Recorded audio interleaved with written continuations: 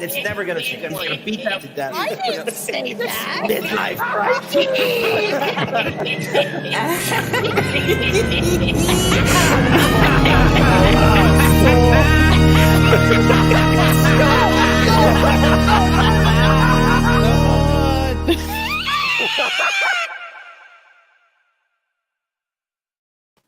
I don't know why I'm here.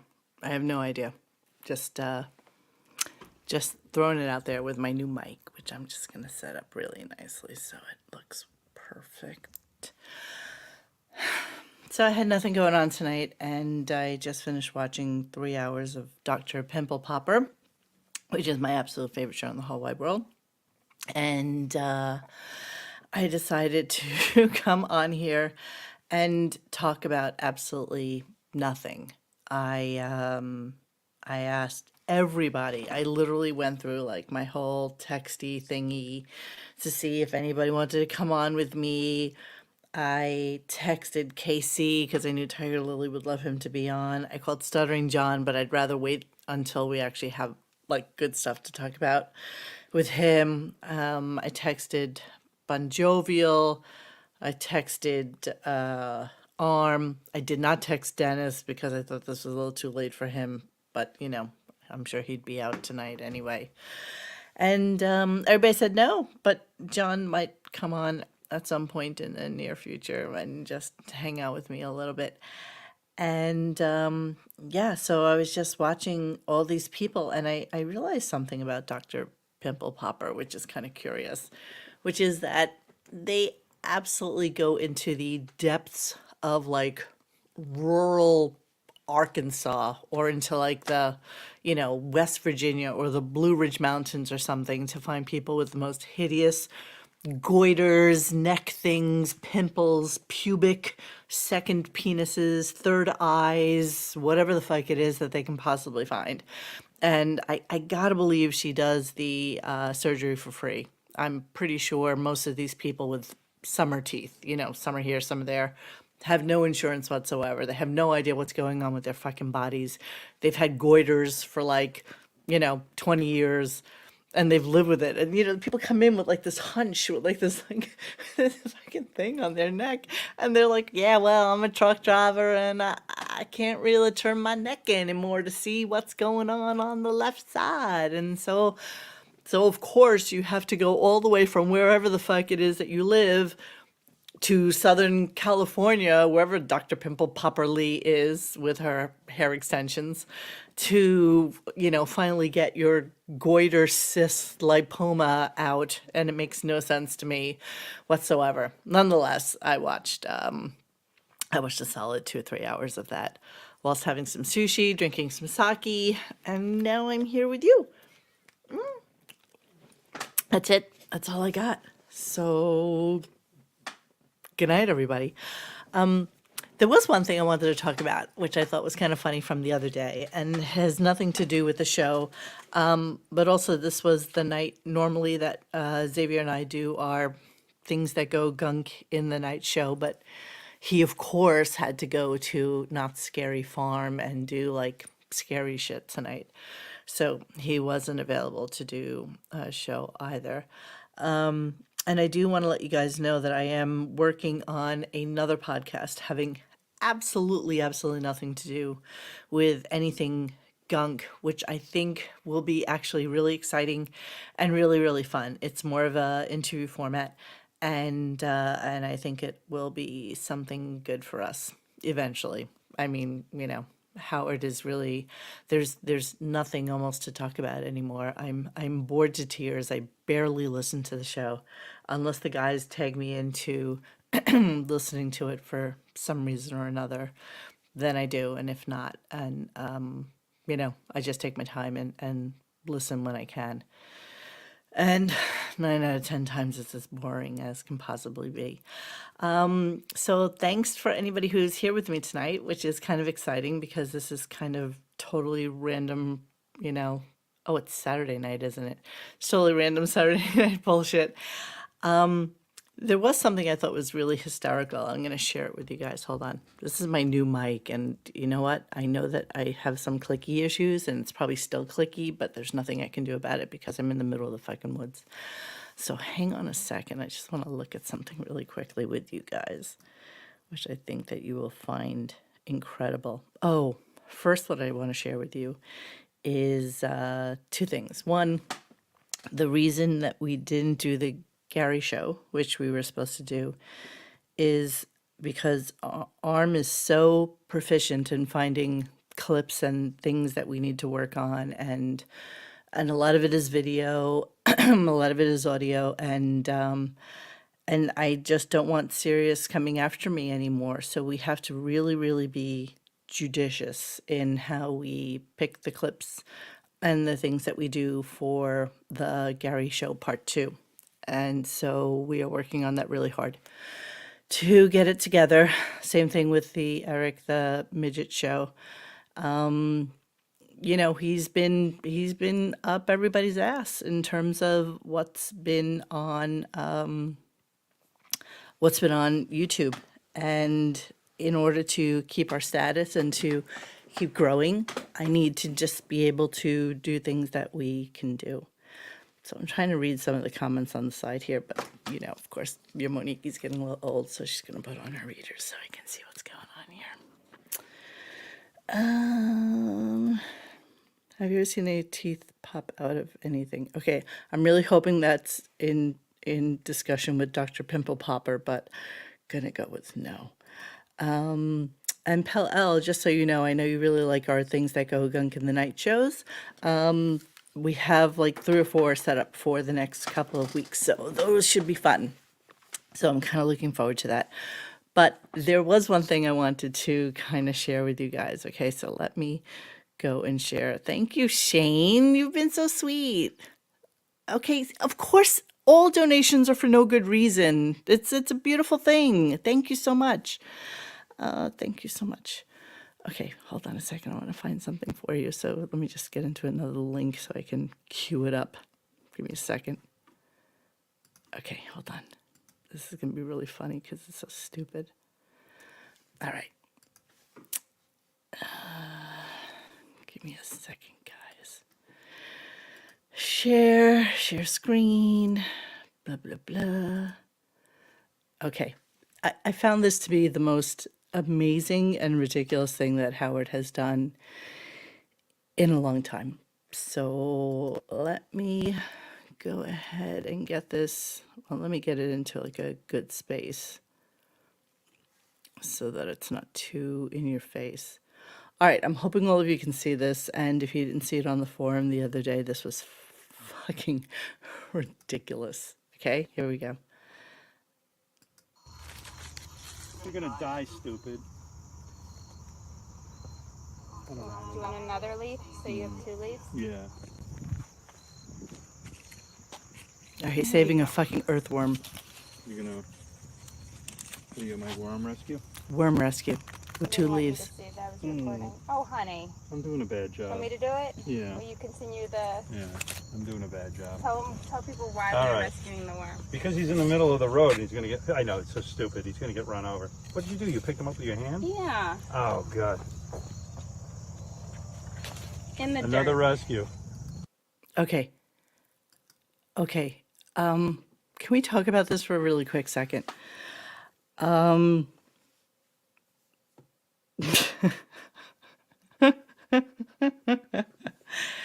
it was a worm. Yes. Yes, it was a worm. It was bird food. And they decided it was worthy of videotaping for her Instagram to show people that he cares so much about everything in life and that he needs to rescue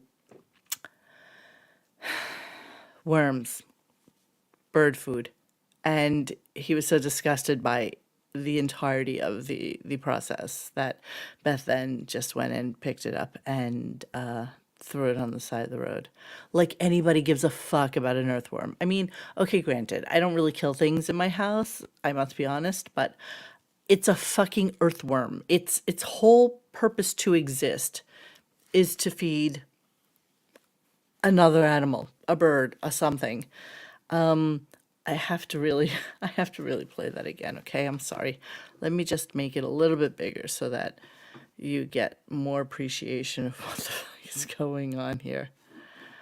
Oh, hi you. Hi, sweetheart face. All right, here we go. Hang on a second. You're gonna die, stupid.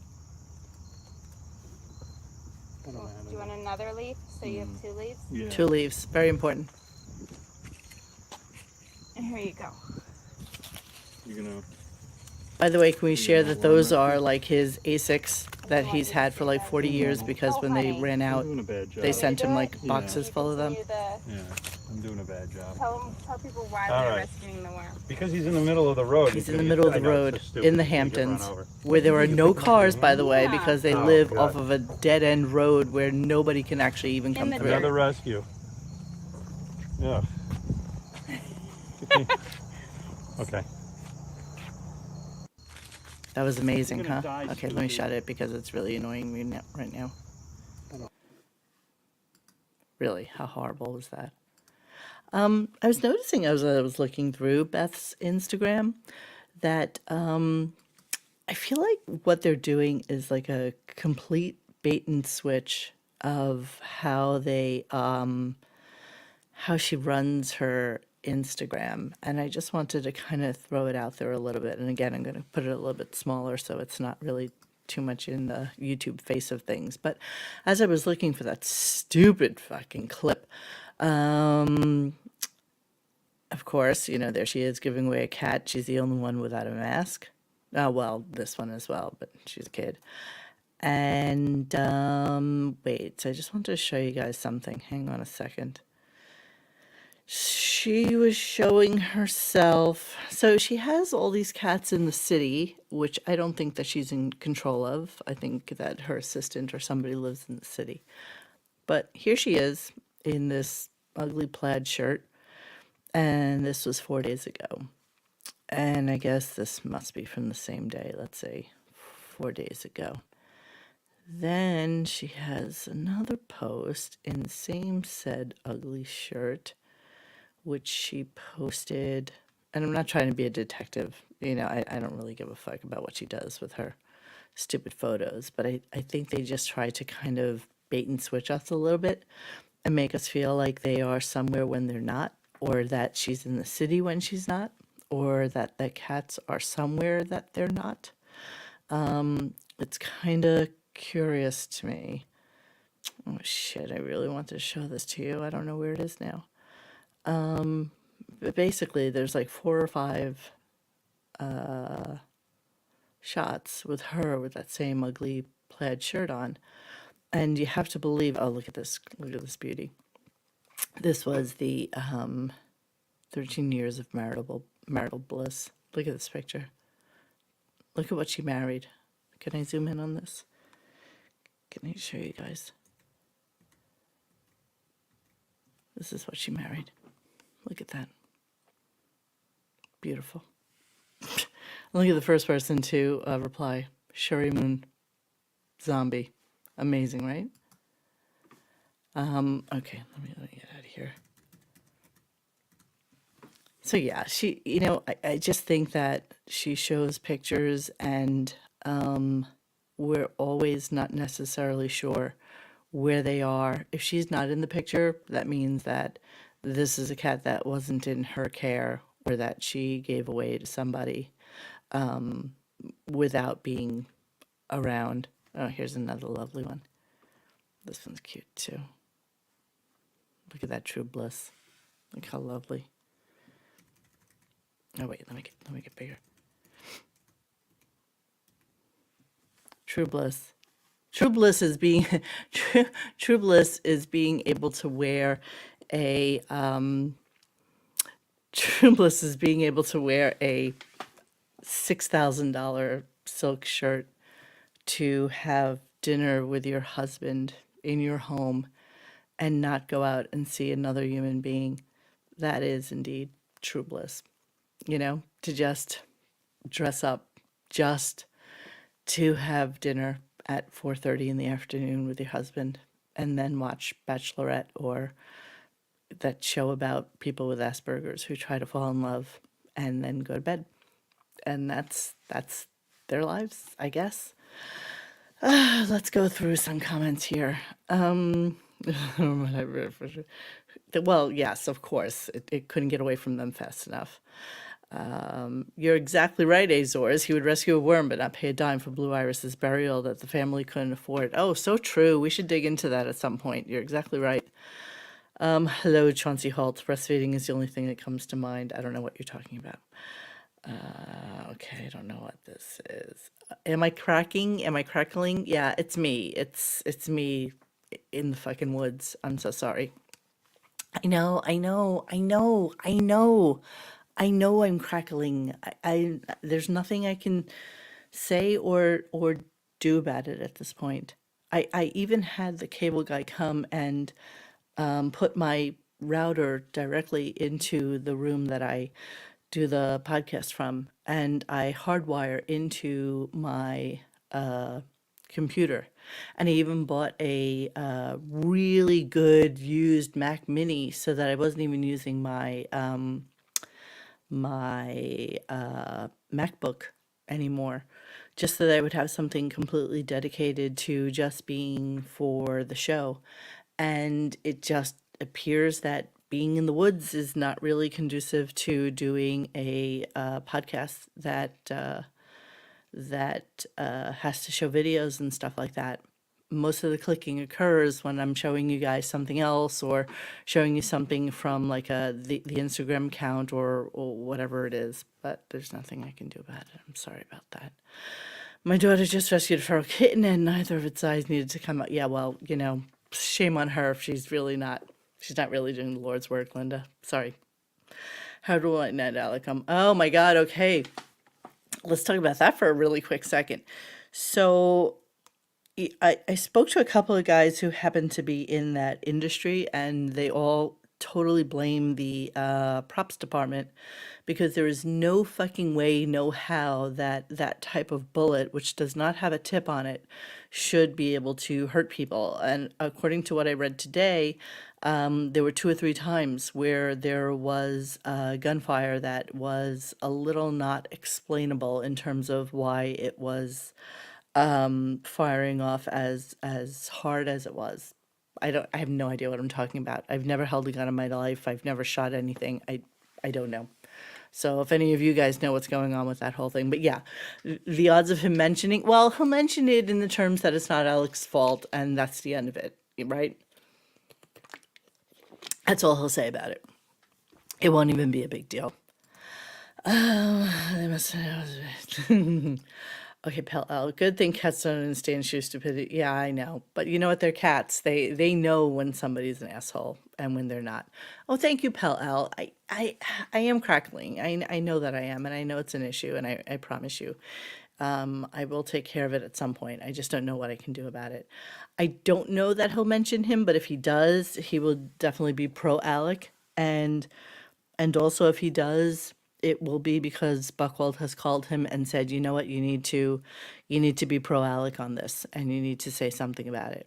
He will avoid at all costs if it's something that he doesn't think is something that he can completely get behind. But I think on this case, I really don't think it's Alex's fault. I really don't. Let's go through some. I try turtles. My second grade teacher funeral. So I guess. Yeah, but I try to help turtles all the time, and I didn't help pay for my second grade teacher's funeral either. So I guess I'm as bad as we. Okay, Roberto, I have no idea what you're talking about, so I'm gonna kind of move on. Yes, it is definitely the props department's issue. And somebody there will absolutely get in trouble. Well, the thing is, right, Alec was told it was a clean gun, meaning that it had rubber bullets in it. I'm not even necessarily sure why that's needed anymore. I mean, if you're pointing a gun and you're shooting, isn't there like a sound department that's going to make it sound 10 times more powerful anyway? What is it about having a gun that even has a rubber bullet in it that still has gunpowder, but it has no tip apparently on the bullet? Again, no idea what I'm talking about, but this is what I read. So it's supposed to be something that you can just kind of fire off randomly and it won't hurt anybody because it won't puncture you. But the fact that one or two bullets actually went through, what happened? It went like through her clavicle or something. It like went directly through her neck into the director's body or some shit like this. I mean, it's just kind of insane. It reminds me of the Seinfeld with the loogie. It's like spit and then turned and then made a far like right turn and then hit somebody else. It just makes no sense to me. Don't know. They use scabs. No, I don't think so. I don't think any of those shows use scabs. Alex Baldwin will not descend into man. You know, who knows what's going to happen with him? I mean, he's crazy as it is. I know people who grew up with him or who knew his mother and his younger brothers. And apparently they were always, you know, just like decent Irish kids who all happened to be blessed with good genes. You know, they just happened to be really good looking kids. And, you know, Alec got successful and got the rest of them jobs, like a lot of people who do that kind of thing in their families do. And, you know, the rest is kind of history. It's Alec. Just don't forget. Gungadin. It's Alec. Okay. John Wayne Films use CGI gunfire, and I think it should be industry safe. Yeah, I agree. I mean, there's no reason for any of this to be real anymore. I mean, I get it's the OK Corral or whatever the fuck it is that they're talking about. I don't even know what the stupid movie's about, nor do I care. I don't think so. I don't think they'll charge him. I don't think it's his fault. I think it's like a complete accident. He should not have known. You know, he relies on other people to tell him that, you know, if you're doing a scene where, you know, he's supposed to smash through a window, that the window is going to smash because it's made of sugar water and not of glass, and you're not going to cut yourself. I mean, this is what people are hired to do. That's their job. For stage play, it makes a difference. For film and TV, you can add sound. Yeah, of course they can. There's a show I listen to called 20 Megahertz or something like that. It's a podcast, and it always talks about like sound production and things like that. And I think they did like a 2 or 3 part series on it, which was absolutely fascinating. You know, it's like everything is exaggerated. There's nothing on set that is a sound that is really, really as explosive or even a footprint or, you know, steps or anything that sounds the way it does until the sound department comes in and makes it into something. Yeah, I don't know. I don't know. Okay, somebody's picking on me. I don't really give a shit. I'm just going through comments because, you know, this is a show about nothing and I'm doing nothing today. Read Daily Mail article. They've got a ton of facts. All right, Slow Death, give us a couple of facts so that we know what we're talking about. They want a real pop and muzzle fire because it looks more accurate on film. Yeah, I get that, but, you know, didn't everybody have like cap guns like when they were kids? And even like those little stupid, remember those little red pieces of paper that had a little piece of gunpowder in it and you would shoot off like your little gun?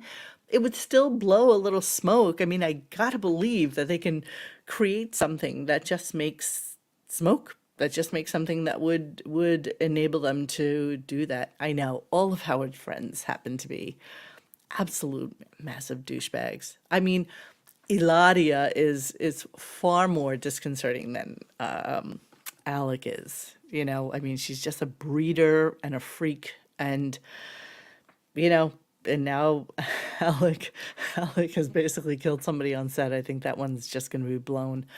You know, they'll just probably get the insurance money, and that'll be the end of it. And they'll just that will never go anywhere. Yeah, exactly, Pell. See, we don't know what we're talking about, but whatever we're saying makes sense. Gunfire sure will be CGI, no real guns. Movies can bring Thanos to life, but they still need real guns. Yeah, of course. You know, keep this shit for, you know, real life, where you need it, I guess. Oh, hello, Jack and Rod. No, it's bazookas, you big dummy. There's supposed to be strict guidelines. Probably people fell ever since Brandon Lee was killed. Yeah, but even when Brandon Lee was killed, and do you remember that really, really handsome guy? I don't know why I remember this, but he was like this Swedish actor, and he was dating that chick who was in Valley Girl. Wow. Okay.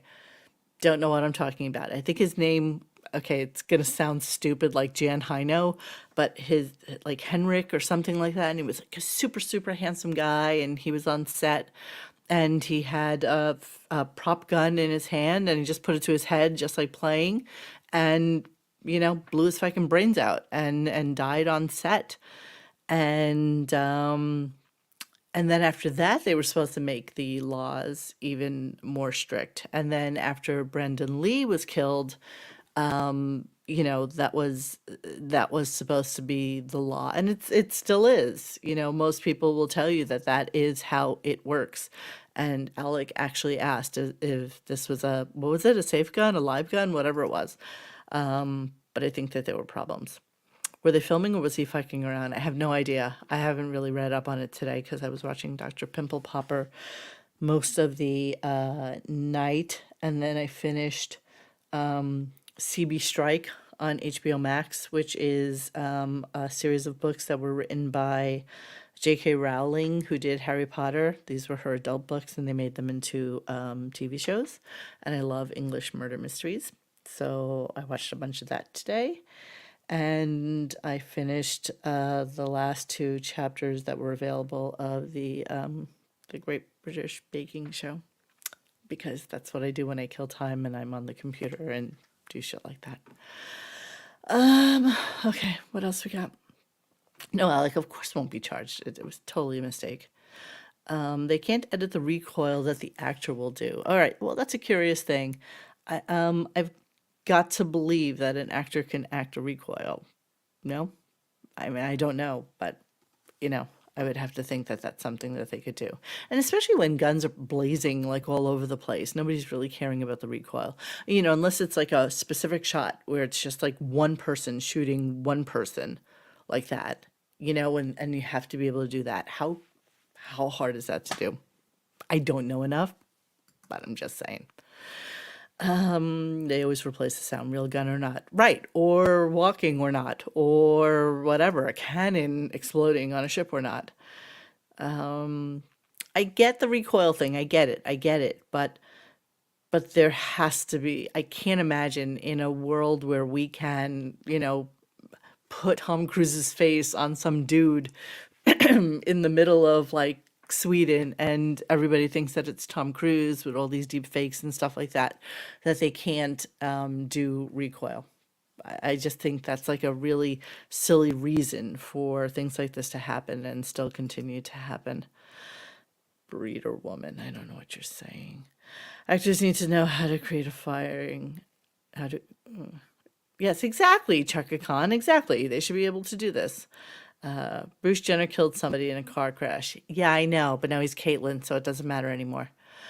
Yes, Hexam. Oh, right. Thank you, guys.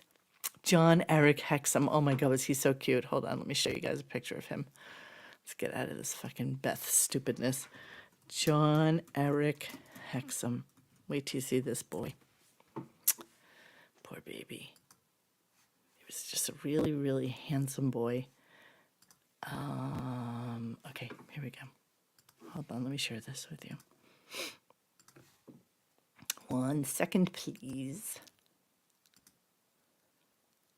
Okay, here he is. Look at this cutie. John Eric Hexam. Handsome boy. Just, on his way up in the world, just super cutie. You just remember him being like super handsome. Right, he was dating this little fidget, who was in Valley Girl. Do you remember her? I can't remember her name, but they were dating each other at the time. Yeah, in any case, he's a handsome boy. And he's just playing around with the gun. Oh, look, of course somebody puts them all together as if it's like a major thing now. Accidents on set. It's like a big issue, apparently. Yeah, so anyway, handsome boy, shot himself in the head. Being stupid. Don't know. Idiot. Thank you for finding his name for us. Okay, I'm still going through our chat now because Well, because I have nothing else to do. So there. Since we've been saying this since the entire thing is on film, the authorities know exactly what happened and have already spoken out. Okay, I don't know. I don't know enough. Hi, Sin. How are you? No charges, but yeah, well, see, insurance will have to pay for all of this shit, and it'll be sad. He did, in fact, shoot the director. Hi, G Canada. Behind the camera, I don't know what we're talking about there. No one watches Daniel Craig shoot off machine guns in No Time to Die for 20 minutes. And what's the point? Maybe the set is haunted.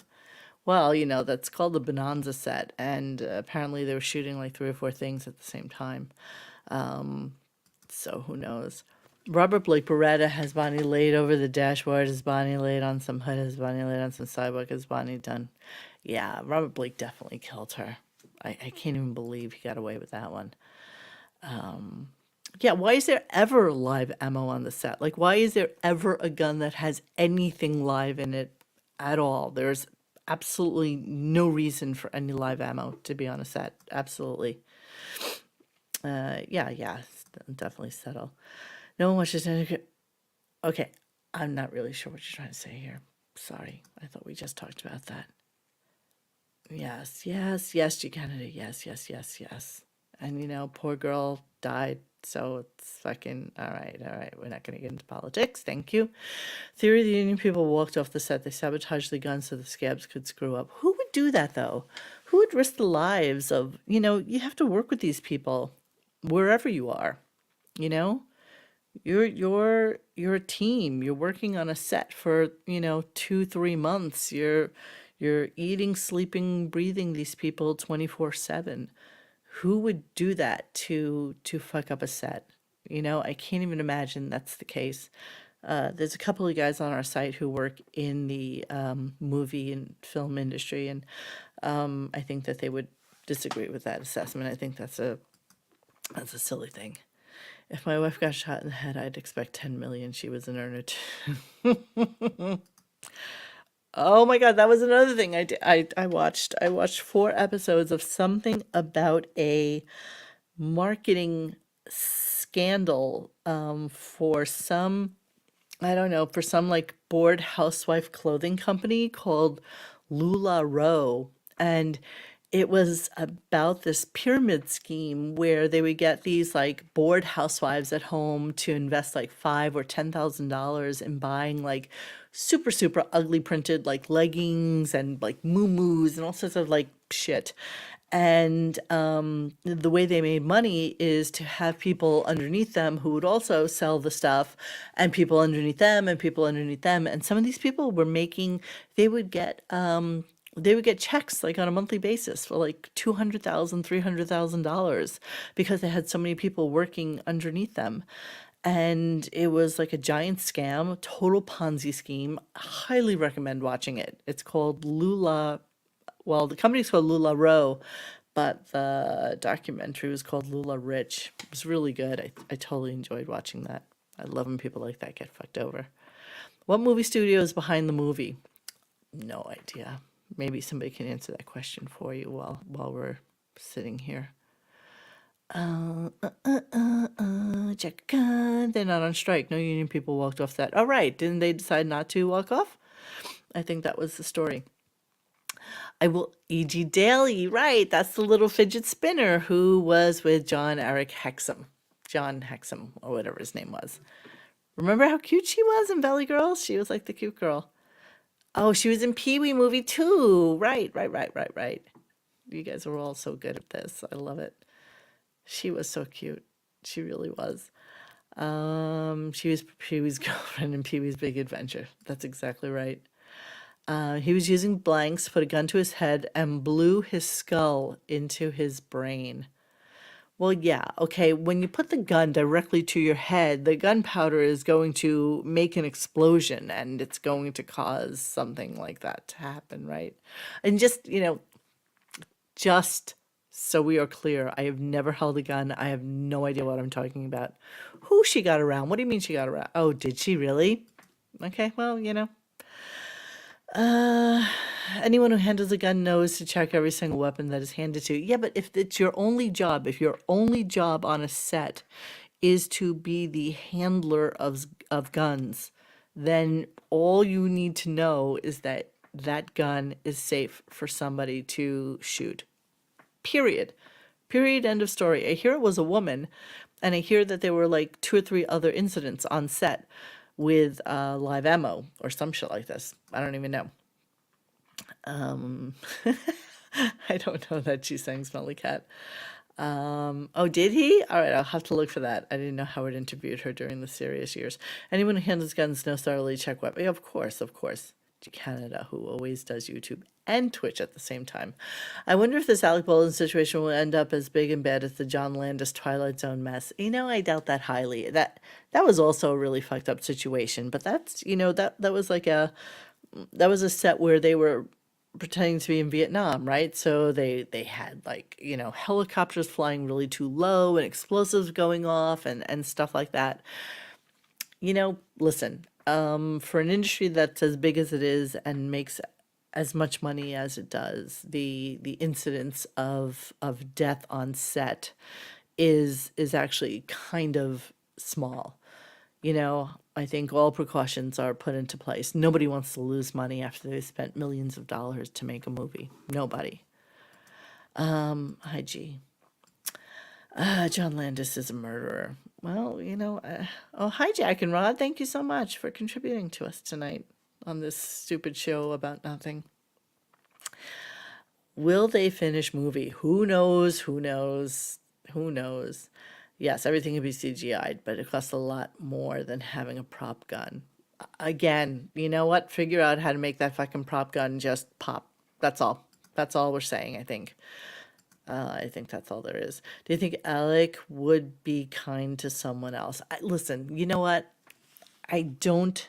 I mean, yes, we kind of all think he's a massive douchebag, but there is no part of me that believes that an Alec Baldwin or anybody, who is an actor, wants to have an accident like this happen and have this on their heads. I can't even imagine what he feels like right now. And interestingly enough, the story of the movie is a 13-year-old boy who goes on the run with his dad, who is accused of murdering someone. And it's set in a Western town or some shit like this. Can't imagine anybody would even watch that movie, let's be honest. But yeah, I don't think anybody would want this on their conscience.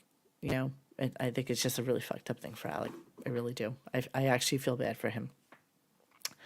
All right, let's see what else is on. Gun collectors make a lot of money doling out to movie makers. But what does that even mean? You always have to use blanks. That's the end of the story. Chaka Khan, are you still on here? You know the story with this. Oh, here she is. They use real guns and then fit them for the project. Probably the gun wasn't checked. But how? How is that possible? How is that possible? How is that possible? How does one fuck that up? It's your only job. It is your only fucking job. That is all you have to do. It makes no sense to me whatsoever. Let's see what else is going on. Let's see. Hang on. Oh, look who decided to join me on my show. I'm so excited. I have no idea who this is. I invited a few people. Hello? Hello? Who is this? Hello? I don't know who this person is. Hello? Hello? Hello?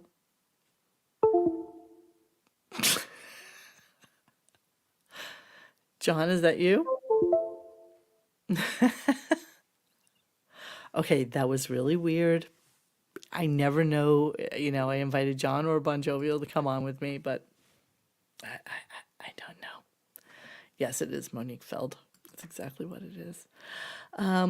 Did I watch the Jay Sebring documentary? No, I did not. I did watch parts of it because I'm very obsessed with Jay Sebring right now and who he was. And and how popular and successful he was, and how basically he was the Warren Beatty of shampoo um, during the 60s.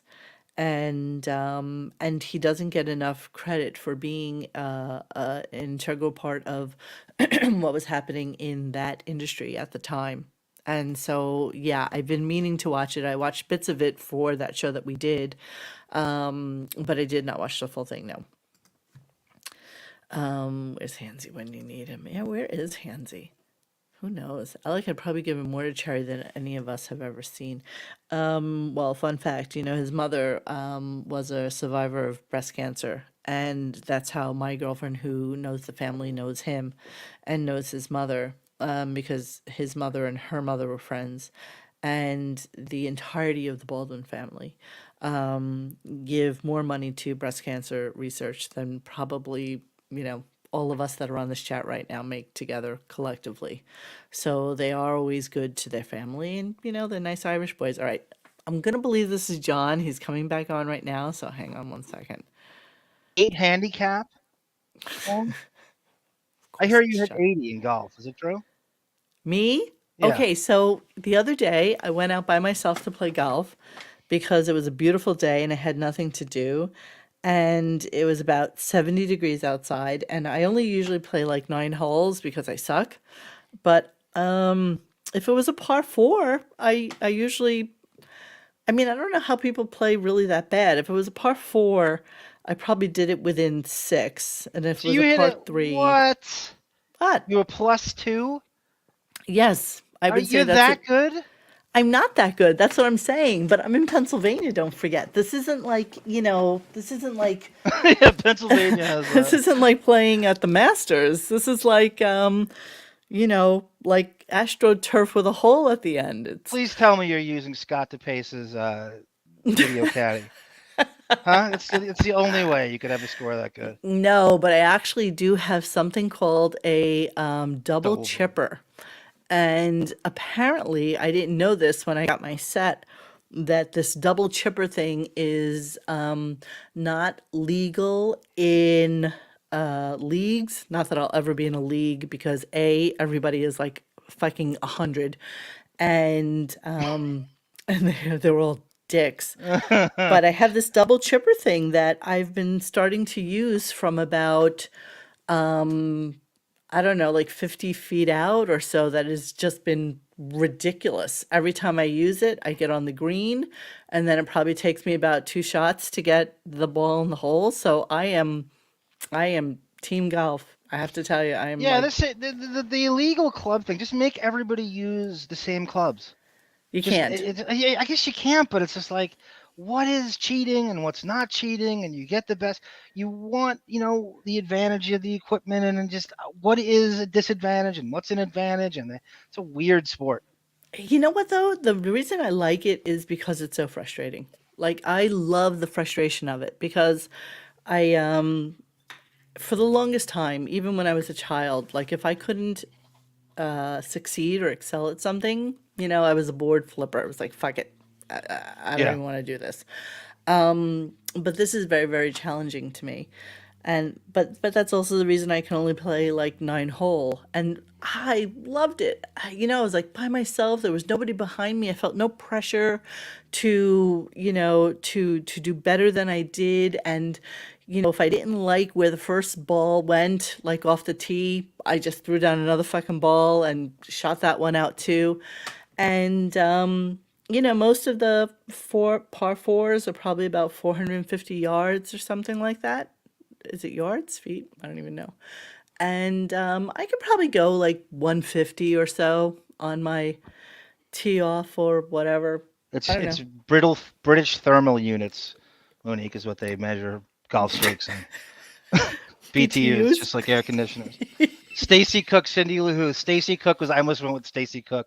That was the last YouTube takedown name, fake name Sirius uses. And now you're Corey Chiochio. Yeah, that's the guy you looked up. That's why I used it. You looked at that was the Yes. first YouTube channel I had that was taken down, and that he used his real name. So Corey Chiochio. Chia Chochio. Chiochio. Is that Chocho. Madonna's Chocho. Madonna's original name? Smelly Madonna from the 80s.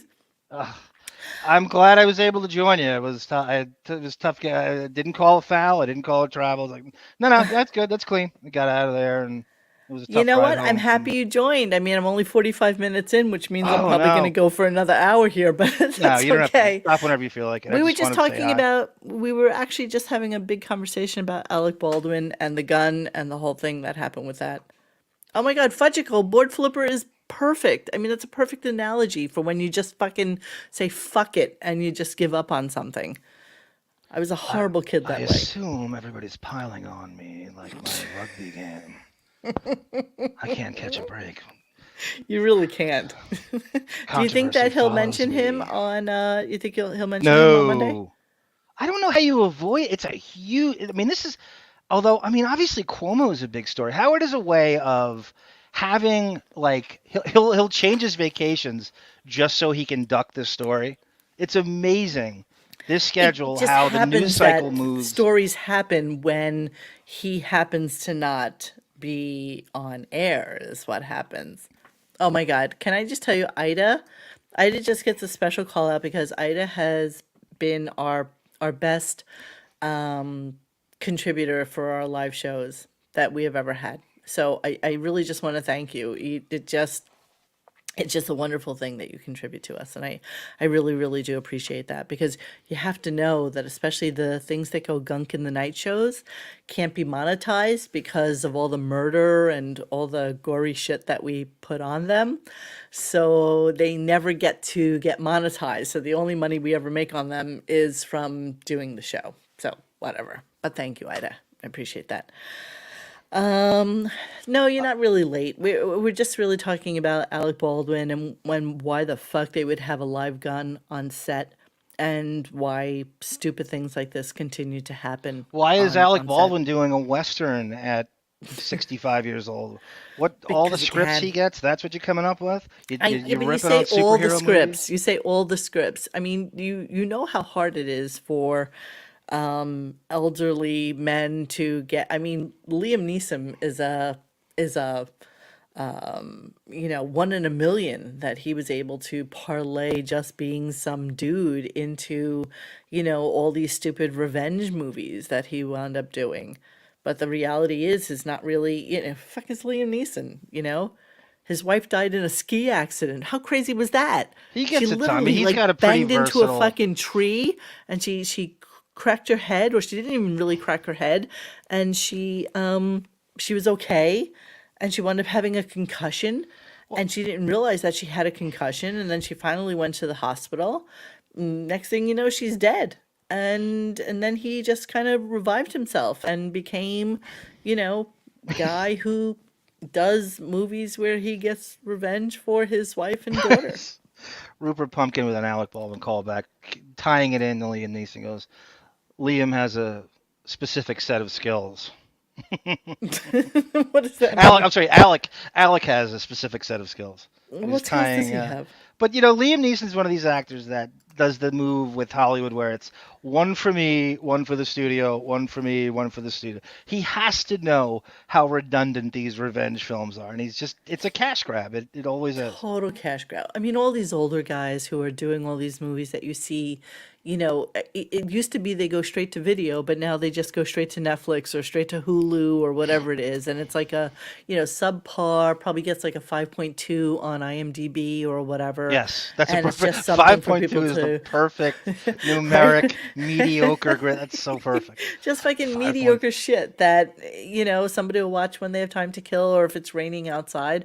I was just telling everybody about how I literally spent the entire day, because it's been so shitty outside, watching Dr. Pimple Popper, and then something about this straight Stolen to from Seinfeld, I might add. Remember what, that Dr. Seinfeld Pimple episode?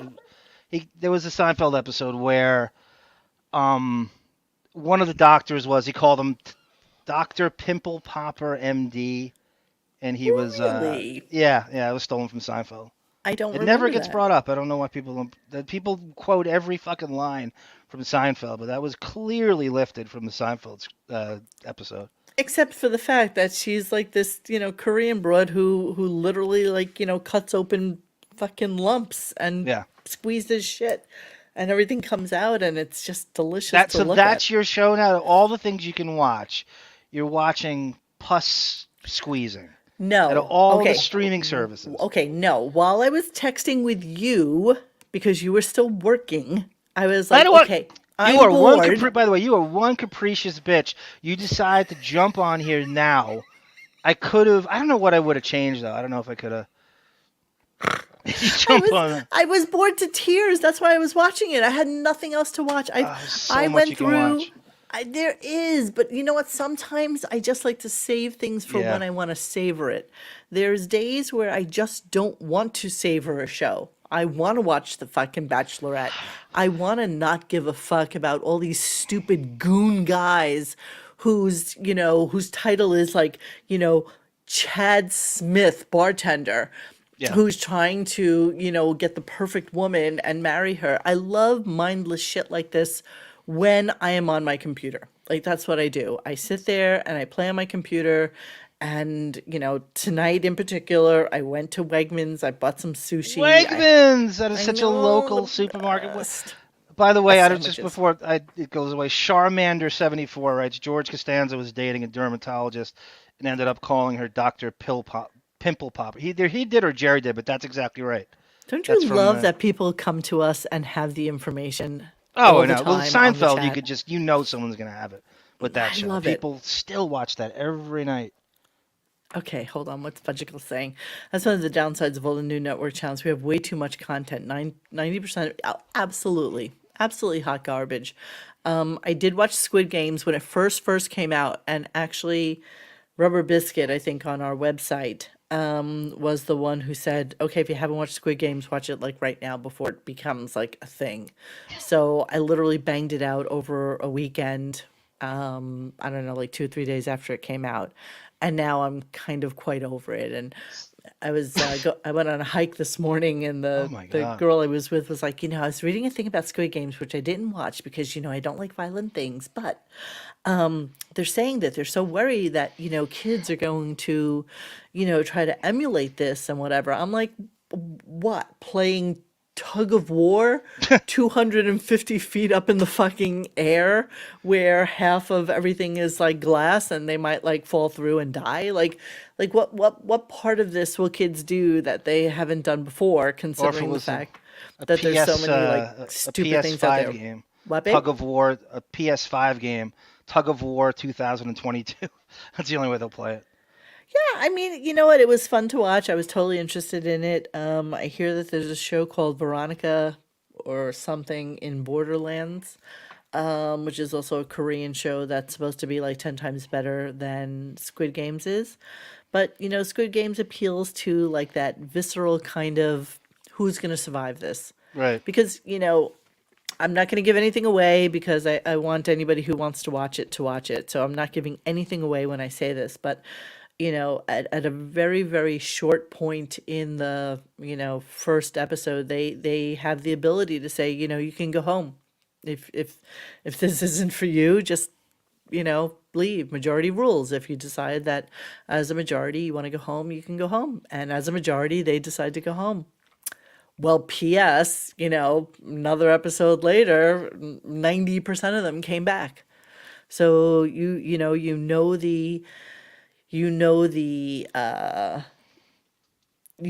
there's a The really good drill. chance you're gonna fucking die. It's basically what I'm talking about. Dr. Mulva. I love that too, Mazda. Could we have, by the way, Sarah writes something up here. She writes, it's an inside joke. She watches this, it's on YouTube. It's a great, this guy is, you'd love him. His name is Red Bar. And I see Where that you, where are I we? What saw are we that talking you, about? Sarah wrote something about jewels, and that's like this guy Red Bar. He basically does what we do, but to everybody, and he's been doing it since 2003. So he has a show that just pisses on comedians and every podcast and sacred cows, and he's a phenomenal broadcaster, just super quick and funny and quirky, and he's working out of this. It's almost like that Christian Slater thing, Pump Up the Volume, this pirate radio station, and I'm telling you, Monique, he's so good it makes me uncomfortable. Like when you first thought Howard was great in the '90s, he's that good. Really? And I don't, I wouldn't embellish it. It's called, you follow him. Name is Red Bar. And he's like clips of him all over YouTube. He's got this big black, sort of blackened salt and pepper beard. I don't know if anybody in the chat has seen him or knows him. No, he's not dead. He had some kind of autoimmune disease, and he thankfully pulled out of it. But I didn't. Look up who this Yeah, is. it's a recent thing I discovered, and I can't stop watching it. And you can watch it in, Okay, Sarah writes, Red Bar is back live on Tuesday. Wow. Hold on, my dog is knocking on the door. Sorry, give me 1 second. Okay. Cindy Lou who writes, by the way, chat, I don't know if Monique probably mentioned at the beginning, we were supposed to do a Gary show, Gary Part 2. It is being postponed. She had to adjust. There's so many copyright Nazis at everything you do. I went nuts, pulling every single Gary moment I could. And I'm sure something is going to get flagged in that mix, but I didn't want to. Everybody was begging for this and that. I tried to placate everybody's proclivities about various Gary stuff, and I think I got it all in. I think we could easily do 2 parts from it. Oh Monique? my God, What I easily. gave you at least 2 more Gary shows? Easily. Could we have done just the audio? If I thought to say that to you in the moment, like let's just do the audio and then we'll figure the video stuff out. Well, the problem is that so much of it is, you love to see Gary squirm because we all fucking hate him so much, and you love. I'm to looking at see- Ida Greenfield writes, Howard is not sustainable, but crime is. LOL. Oh, because we're talking about the things that go Gunk in the night show. I mean, it doesn't nearly get the amount of viewers or followers that a Howard Stern show does, but that's who Radio Gunk is. But I will tell you all that I am working on a new show for January that I think is going to be really, really fun, and it will hone in on being more of a one-on-one interview show, not like faux Norm Macdonald. What happened to faux Norm Macdonald, too, Master? He's now that running I'm out. thinking He's about gone it? through everybody. He can't. He's probably done. I think he's run out pretty of- much. I think he's pretty much he's tapped out. You're Wrung exactly that right. bar rag dry.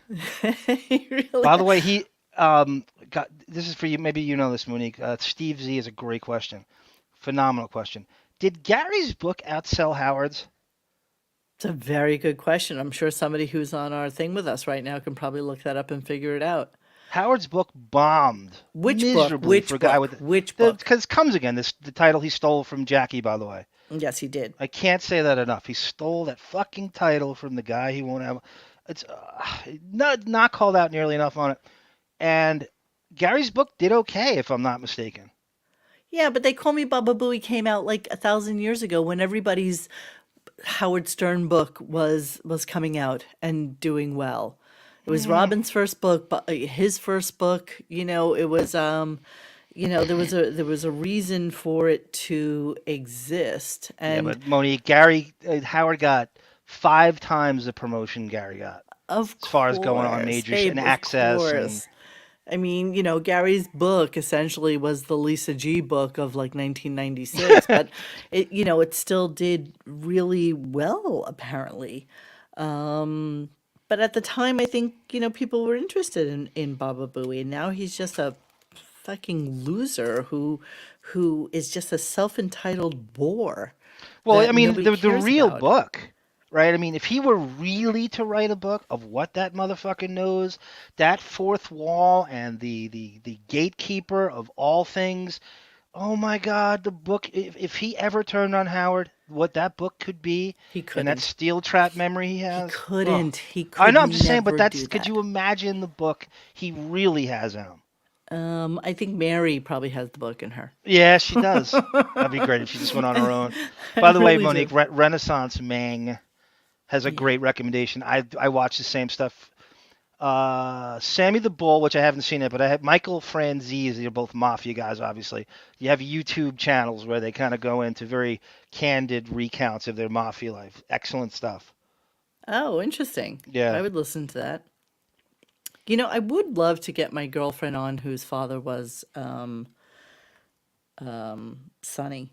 I Oh think my that would be God. really fun. I don't know I've if she would just, talk about any of that stuff, I would but love to hear that. And by the way, I listened to everybody is. There's more podcasts than people now, maybe twice. The real Joe Pistone, Donnie Brasco, has a podcast, and he talked about your neighborhood in detail oh, did during the he? show. I listened. I forgot to tell you. Yeah, Oh, I would love to listen to he was that. talking about his time with Sonny Black and what the neighborhood was like. I guess there's a deli like across the street where they got hard rolls every morning and a chicken coop on the roof, and Mm, it's your very neighborhood. pigeons. There were Pigeons. pigeons I'm on the sorry. roof. I know that to be Pelicans. true. No, everybody had pigeons on their roofs. All the old timers Yeah, had was that like pigeons. a shitty thing in the 80s, And the 70s. It was 70s? like a big 70s thing. You know, people would invite you to come up to their roof when you were like, 7 or 8 or 9. And, it'd be some old Gindaloon who, is from the old country, whose nails are all like, crusty and yellow. And, he sits up there smoking his cigar, and he's got like a big stick that has like a feather on the end of it or some fucking shit like this. And, all he has to do is kind of like swing it in the air, and all the pigeons, you would see tons of like pigeons just going in like these circles all around the neighborhood, and then they would come back to the coop, and it stunk like shit because pigeons are just flying fucking rats anyway. And Were and you that ever was their on the hobby. Napolitano roof? Not that I no, I don't think so. Oh, I don't know if I buy that answer. I don't know. I really don't remember. I got to be honest with you. A lot of the kids I was friends with, their parents were mobsters, or their brothers, or their friends. You know, it's kind of like living in the south side of Chicago, I guess, and you either, can make it out alive and go to school, or you Yeah. join a gang and you deal drugs, and it's the same shit, You either you either went to a trade school and went to a union, or you were one of those douchebags who, shoved firecrackers up cats' asses to kill them. You became cops. And then Yes. everybody else basically was into drugs or hard money lending. That's what they did. Or gambling. They all did those college pools, they all did the football things, and that's how that's how they all made their money. And the drinking age being only 18 at the time enabled really underage girls to go clubbing and pretend to be older in that culture, You which never you had to pretend to be older. Nobody ID'd us nothing, ever. huh? Never. Rosie Perez has the exact same biography you do. Sneaking I into don't think so. clubs underage from Brooklyn, exact same thing, staying out all night and not going to school the next day. Or no, or she was able to Rosie fake Perez her is way through completely school on an hour and a inarticulate. half sleep. Yeah, but I cared about school. That's the difference. And I didn't go out every night. If I had to be home and I had to go to school the next day, I went to school. But if somebody was offering to like go out, you know, the partying thing is well overrated. You can't do that shit when you're like 14, 15, 16, and do it all the time. You just Well, couldn't. if you're abroad, you can go out every night and not Well, spend of a course you dime. can, but like if you went to Limelight, which had no age restriction, because they didn't serve not Limelight, sorry, Funhouse. There was no age restriction at Funhouse, and you could go there and stay there till 7 o'clock the next morning and be 14 years old. They didn't Where care. was Funhouse? Funhouse is on what was it, 16th Street? Down there. Trying to remember because you could take the L train straight home from there. Is it in the meatpacking district? I don't know. Let's check. Like that Hold on. west side, it I'm gonna tell you, sir, seems to exactly be where where Funhouse they was. hid the clubs back then. But it wasn't even hidden. It was just a kids' club. I mean, Oh, it was this a is the kids? place. Okay, okay. Like No, Wonderama. yeah, They they go to serve no Wonderama. alcohol. Um, they serve no alcohol, and So my sister used to go there with all her friends, and that's where I told you that Jelly Bean Benitez used to be the DJ, and so Madonna used to come in all the time, and she was a smelly girl, and she was a fucking cunt. Yep. Funhouse, where were you? Hang on, I'm looking right now. It's showing 555 West 33rd Street, but that doesn't look correct R.R. to me. Blanco was a great intel, great Stern reference here. Rosie Perez was in studio for High Pitch Eric's first appearance. I did not know that. I'm as nerdy as anybody about the show. I did not. That's my little pocket of ignorance. I did not know that. That's funny. That's so funny. Look, I'm just looking up an article, and it says inside the New York's club scene that launched McSorley's. Madonna. That's so funny that would come up as like the thing. McSorley's, yeah. I went to McSorley's. They had the little 8-ounce mugs of the homebrew, and you'd bring like 30 mugs to your table, and it's right in the heart of Greenwich Village and NYU. Oh my God, it's so funny. Look at this article. I don't even know when this is from. This is from 2016. And it says, but back in the early 80s, for some hardcore fans of freestyle music, by the way, the guys who danced there were ridiculous. Never saw anything like it in my life. Let me answer. Charmander asked you, Monique, what neighborhood are you from? I'm not going to, you answer. I mean, I know where it is, but I want to hear you. Oh, Williamsburg, Greenpoint. And the streets? Withers? In the Graham Avenue, Yes. Humboldt Street area. The Motion Lounge. The Motion Lounge. Listen, but back in the early 80s, for some hardcore fans of freestyle music, Sunday morning was time to go back to the club. I used to DJ from 10 p.m. on Saturday night till noon on Sunday, says John Jellybean Benitez, who was the resident DJ at the Funhouse from 1981 to 1984. Another claim to fame, he was also engaged to Madonna. Yeah, so that's where they used to all do freestyle dancing and shit like that. Total gindaloons, every single one of them. But it doesn't say where it was. I don't even really know. I just remember, my mother was like, as long as you're with your sister, it's okay. Oh, the Fun House was 28,000 square feet and was located at 526 West 26th Street. I need a cross. I hate when they do that. They don't give you a cross street. Well, you don't have to. 500 is between 10th and 11th. Silly. Oh, nice. You know the It's 500, numbers. 400, Look at 300, you. 200, know the street 100. numbers even. How do you not know that? It goes, so it starts back at 0 at Fifth Avenue and then goes single digits, 100, 200, 300, 400.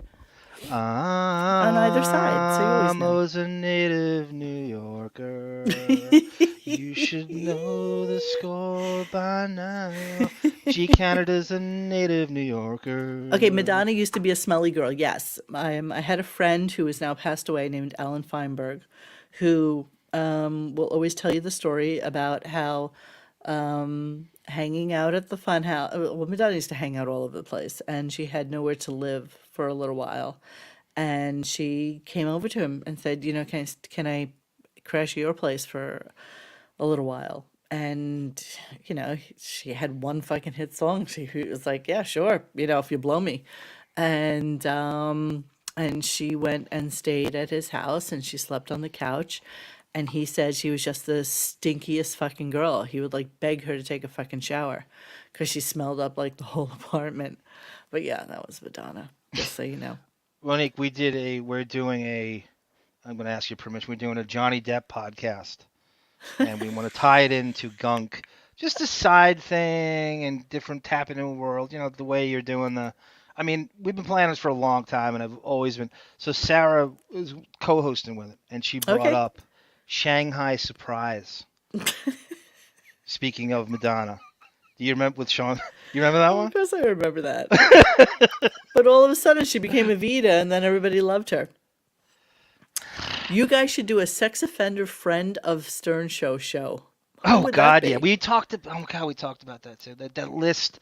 There's a compiled list. Sarah, aka Horsetooth Beth, has a list, and there's got to be 50 names on it of guests and friends and affiliates and adjacent Kaplan people to Howard that are all sex offenders and misconduct and Me Too guys. It is crazy. I don't even know where to start. I'm going to give you, I know I can't play it on here because I know I'll get in trouble for I'm sure somebody will come after me for copyright. But this was like a classic Funhouse song. Hold on. Give me 1 second. Hopefully it comes up. Welcome to the Radio You Gunk ready? family Renaissance man. Planet Patrol, you guys.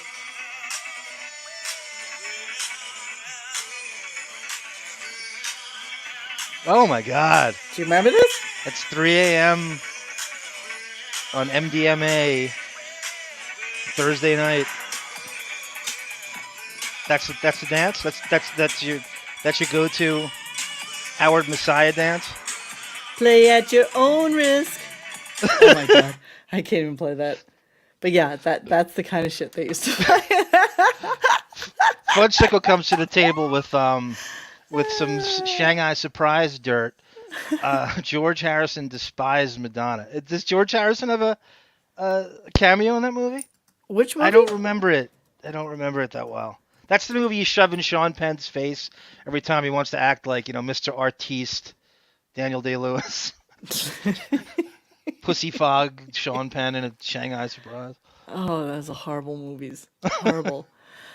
All right. Yes. Okay. So here's the thing. So John sent a shit ton of stuff to me, both video and audio.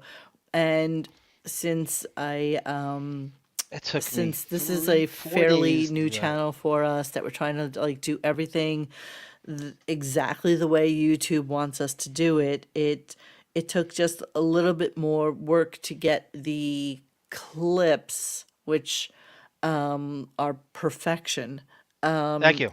into a proper place for them to be played on air while we do the show. So it was just going to take just a snurch more time for us to do that.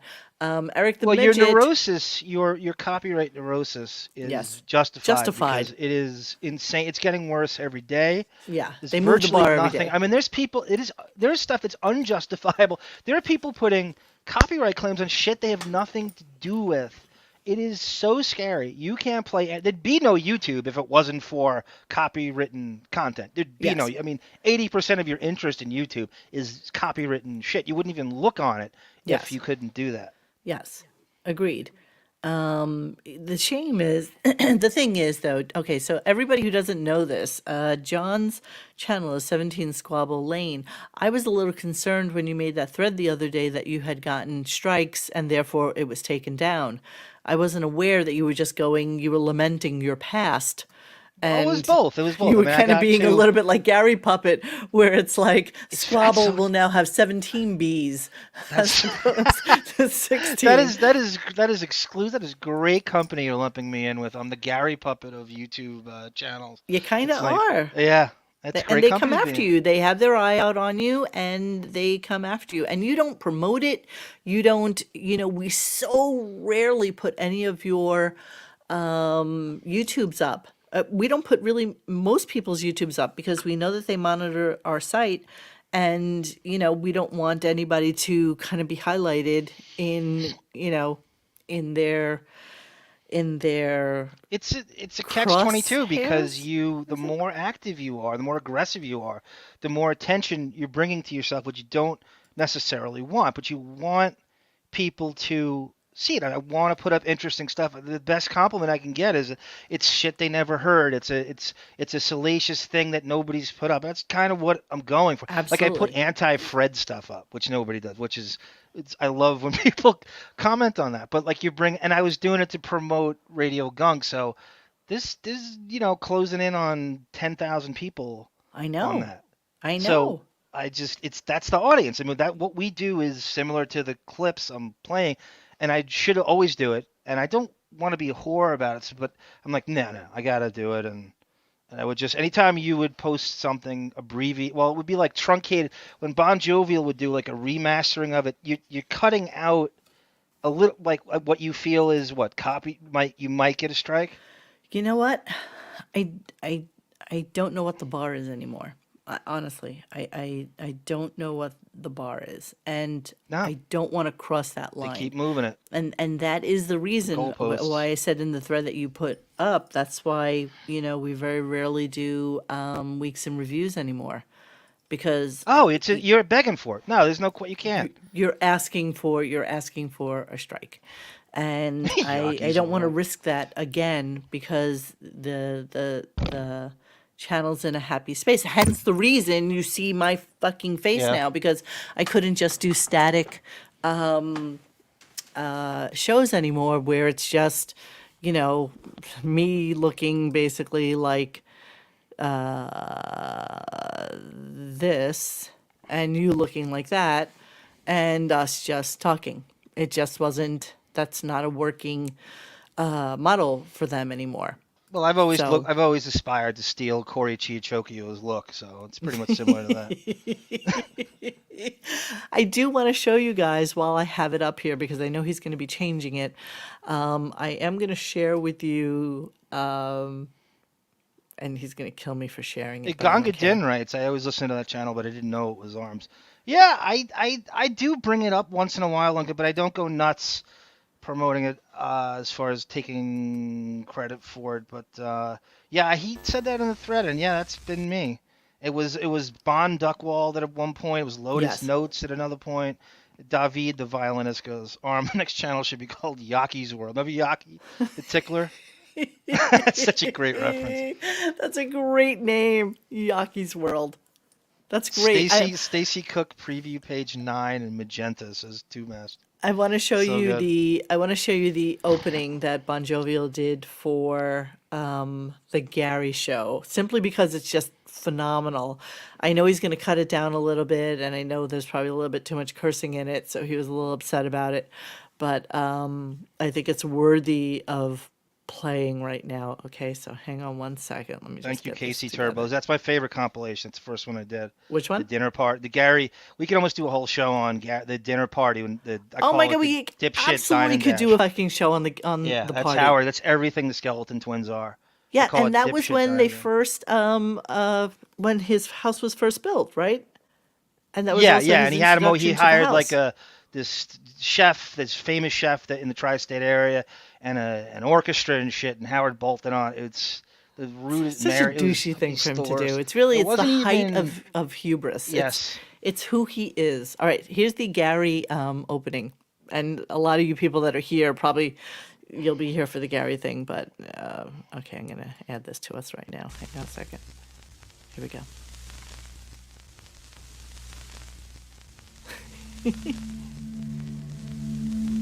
Let me do the whole thing.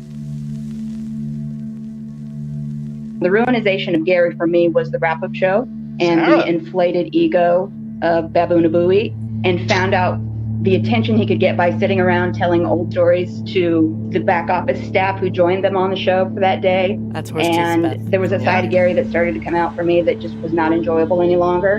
And then the further information that kept rolling out about the backstabbing and Stuttering John finally talking and so on and so forth. How long do you think before we get a video of Jackson Delabate sleeping on the job by the Scott DePace of Netflix?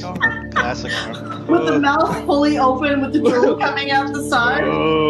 My dad sleeps. It's okay for me to sleep, right, guys? But now he has such an elitism about him. It's actually almost hard to listen to Howard berate him for anything. Like, none of it means anything. The elitism and as they got too serious, you saw this arrogant, entitled, unapproachable elitist start to arise. Quick Joe McGraw and Bubba Boyd. Bubba Louie. You're gonna hang a picture of a guy you don't even know his name? It's one thing not to know a Picasso. Baba Booey, he said. The Moma Mama. The Mona Lisa. Bubba Booey. Well, that's what Quick Joe used to sometimes call my thought. Gary's revelation that he had called someone the N-word and got punched and received 7 stitches. This is something I've never told anybody, and it's something that I'm really embarrassed about. If I could take back anything I've ever said in my life, it's this sentence. All right, you want me to really go there? I don't know. I don't think you do. Come on. He's a funny man. All right, Gary cheats on his wife. Oh, please. You don't know that. I know You it. always say that. I know you do. You don't know that. I'm telling you do, and I'm wise to you, and I know it, but I don't want to bring it up. I think a guy has a right to cheat. MTV VJ audition. Oh, I love that. Okay. This year with the Boutier making a comeback in the Gautier, anybody ever hear of I know no one in the world these days. They're designing bra dresses, and Braziers are downright fashionable. Can I just tell you that still makes me laugh? That really is his dream job, though. Like in a perfect world, that would be the most lucrative position. And Monique, you ever listen to the music channels on Sirius? They have the MTV VJs doing. Yes. It's so depressing, right? The You hear, like, Martha Bootsiers by Quinn. Gautier. He's such a fucking moron. He's trying for what? He's trying to be a VJ on MTV, right? That's his dream Do job, your I'm telling you. fucking research. Yeah. Like, understand how to say a word correctly, you fucking Thinks he's moron. cute. He thinks he's cute. And Oh, look at last this. but not least, Grace Jones donated her own personal bra made from black. He thinks they did. Anyone ever had a Carmen Miranda fantasy? Thinks Kurt Loder's gonna The dig guy it. Royce. Royce is a college senior at Delphi University, Stuttering which is barely John's, a college, and Gary foot tickles all graduated over from this. there. Now, Royce, what's this? Your mission is to get Gary to be the commencement speaker? I'm actually the senior class president. Yeah. And why are That's you such a great wasting picture. everyone's time? Who cares if Baba Booey is the commencement speaker? Would you rather have somebody who could tell you something that would help you with your life? Are you fucking kidding me? You Tracy couldn't Millman. clean out your own fucking refrigerator? Am I your fucking maid? Could you be more fucking disrespectful? Gary's father's wake was from 7 p.m. to 9 p.m. Beth was walking down the steps. She tripped. She fell 6 stairs, fracturing her foot. If you heard Howard's voice, he's like, I am so sorry, Gary, this was very important for me. We're at the hospital. I'm still trying to figure out what's going on. It doesn't look like we're going to make it. I'm so sorry. So this is like a non-story. Like, it just pisses me off. I mean, I'm really pissed off at Gary. He says a blanket statement. He believes that cunt reporter when she goes, oh, Artie said he'd just lie to you if I didn't jog with him. You think I give a fuck if your monkey ass knows if I jog with the fucking reporter? Thinks he's so funny on that wrap-up.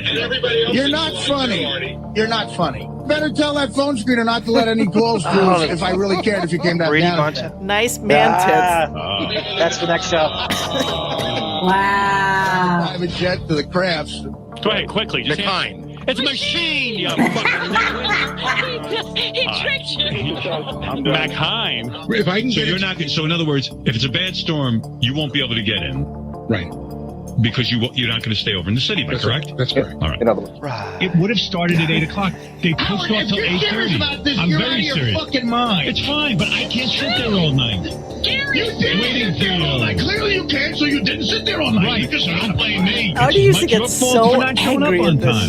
shit. It was Hey guys, he before I get to exploded. Adrian, Gary, I saw Lucas at Jones Beach. He was fantastic. I mean, you got a tough job ahead of you trying to keep him becoming full blown wigger, but I think you're up to it. You know what? I was unbelievably proud that night. So thank you. I appreciate the nice. Wow, he got that in. Hello. Guess who? Real quick. At the Billy Joel show. I'm in row 9, seat 9, and I just tell the guys in the back, it's almost like Billy Joel is giving me my own private show. I did go up 9 blocks away from here in Uniondale. God, that's I so got fun. 49 pieces of shrimp, munchies black and white cookies, lox. Gonna wash it all down with some Evian tequila. Thank you. This I shit think still it makes me goes a laugh. little something like this. Oh my God, Casey just texted Nikolai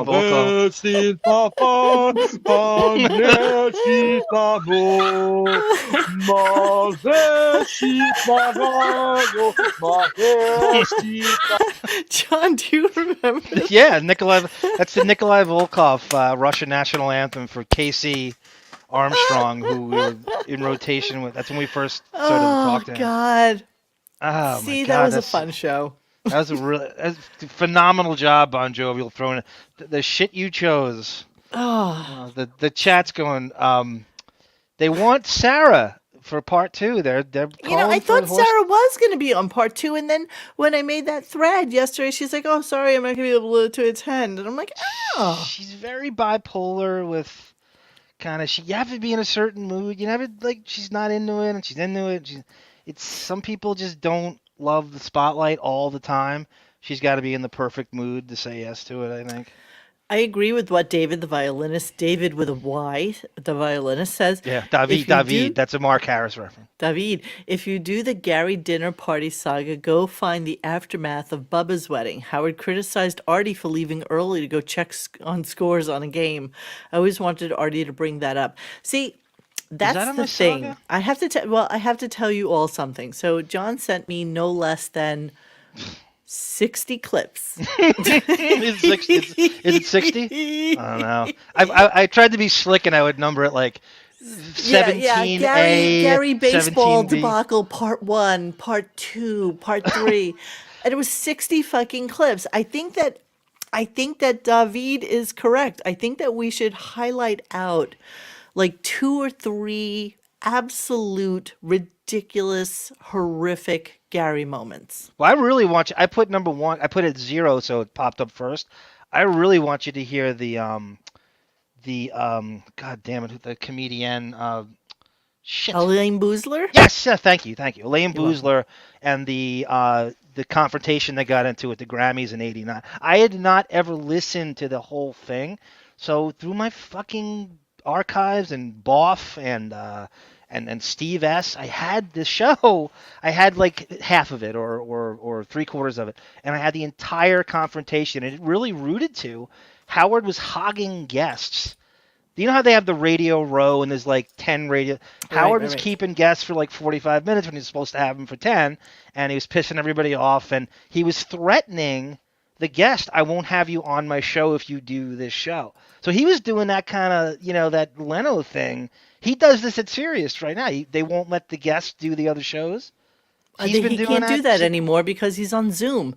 No, I know, but you know what I'm saying. That's why Steve Martin and Martin Short were sitting in the Sirius offices, because they had other shows to do there. That's the reason they were there. Gary's paycheck fight, I agree. I think that's a phenomenal moment in Gary history. And I do love the Gary going with Ross Apin to that vineyard thing where he was a guest speaker.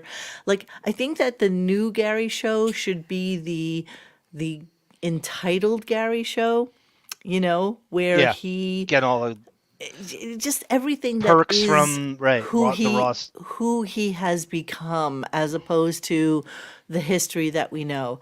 When we do Eric the Midget, though, I mean, you saw, tons of people replied to the thread that we did, John, and it's so overwhelming. It's 2 parts. What you got to go through. It's 2 parts. I mean, we got to distill it down to a classic Sizzle Chest again coming through. Why would he say? Here he is, Sizzle Chest 69. Gary's rollerblade humiliation on Fire Island. I don't even know if I know that, Sizzle Chest. Leave it to Sizzle Chest to. I don't even know what he's talking about. Avant-garde. Gary's rollerblade. What is that? Let me make a note. Fire? Is that a Richard Simmons thing? Gary. I got to add that in. I forgot that.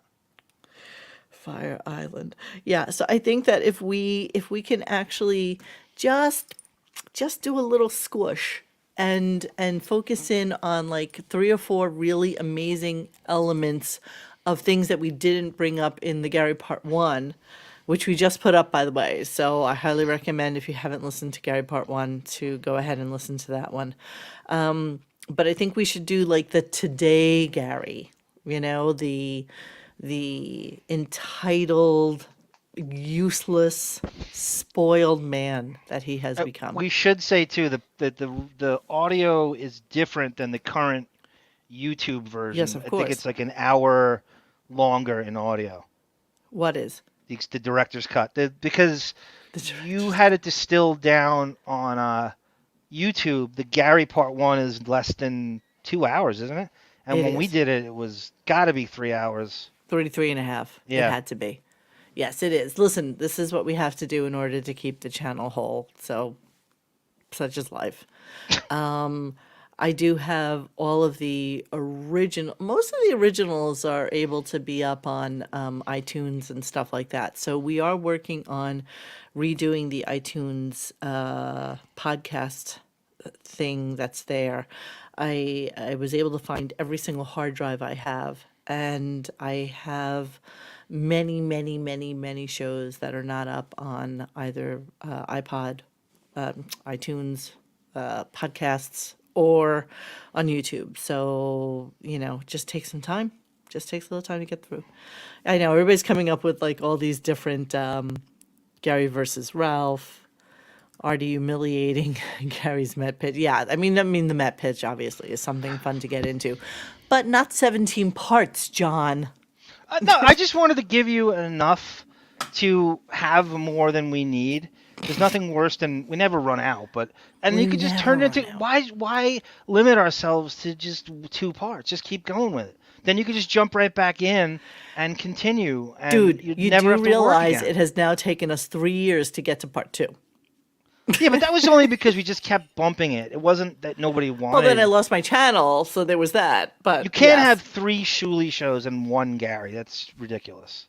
Shuley was just like shooting fish in a barrel, though. I know, like, but Gary's got so much history and ties into and adjacent Kaplan stuff that it just Gary's got to get at least 2 or 3 parts. Yeah.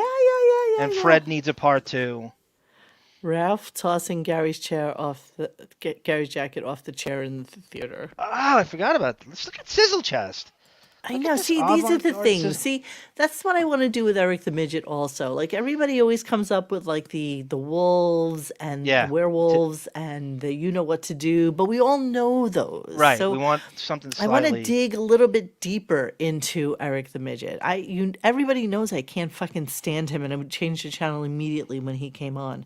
And it got even worse when Johnny Fratto was part of the scenario, because at that moment, I think that everything that Eric did was a setup. And he became easy lifting for Howard at that point. I mean, he became like almost. Oh my God, he'd have him on for like an hour and a half sometimes. Oh, I mean, it was like crazy. And people would just go, "Oh well, Eric's benefiting from the show. He gets to act." Yeah.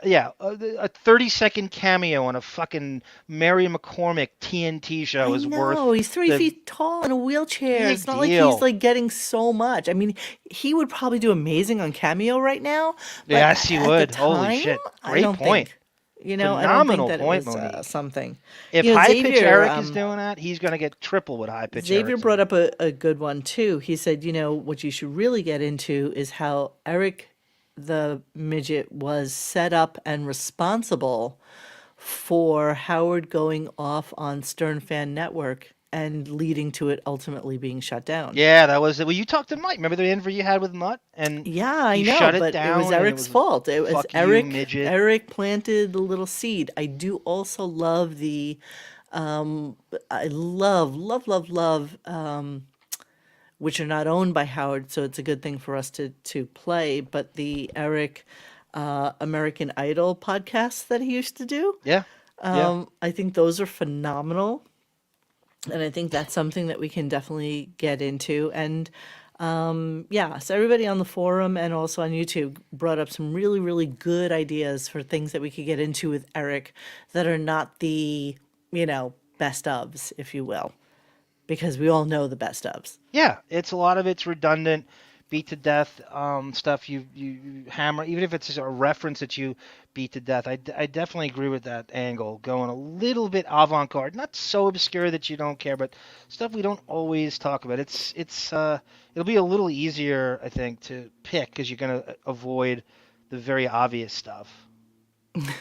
Kelatier Alpha says, I have the Eric the Midget Omnibus on my phone. I fall asleep every night with it playing. Eric the Midget is truly one of the best parts of the Howard Stern show. The problem is, though, too, with a lot of Eric, is that Eric talking takes forever. Like, for him to get something out, that's why he used to be on the phone for such a long time. Because it took him so long to get a sentence articulated and pushed out of that little teeny tiny fucking midget mouth of his. And it would drive me insane. It was like, all right, I've had enough. I can't even listen to it. I just can't.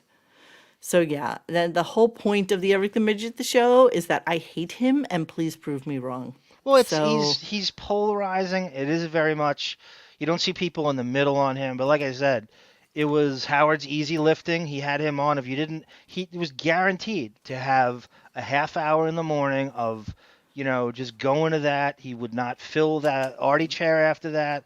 Right. And low-hanging fruit and the little pauses, and Howard's making $4,000 a minute every time Eric's on, and it was just a great way to get to, and he was always on hold, and he's calling in from Sacramento, and I got to find the first call he ever made, which I do remember. was kind of weird. I love this thought though here. You should find Eric's co-hosts on the American Idol show. I have to do a little research into that, which I will. Well, that was a dude from America, the original. What's his name? The guy with American Idol with Ryan Seacrest. Help me out, Chad. Who's the comedian? Yes, Brian Dinkelman. That was Did one the of show with Eric the Midget?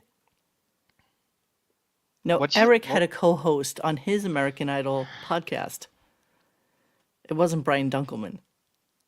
Oh, the other. So was it a female? I can't remember. But you know what? I'm a friend with the guy who has a phenomenal Instagram account where he posts like different Eric Twitter things that he used to do that are so fucking funny. One of them actually had Jess on Crack on it as well, which was pretty funny. She was obsessed with She was Eric. obsessed with him, and he would be like, "Fuck you, whore." Yeah. He was so nasty to her. See, that's what I think we should do for the Eric show. Like, let's dig a little bit deeper into Eric.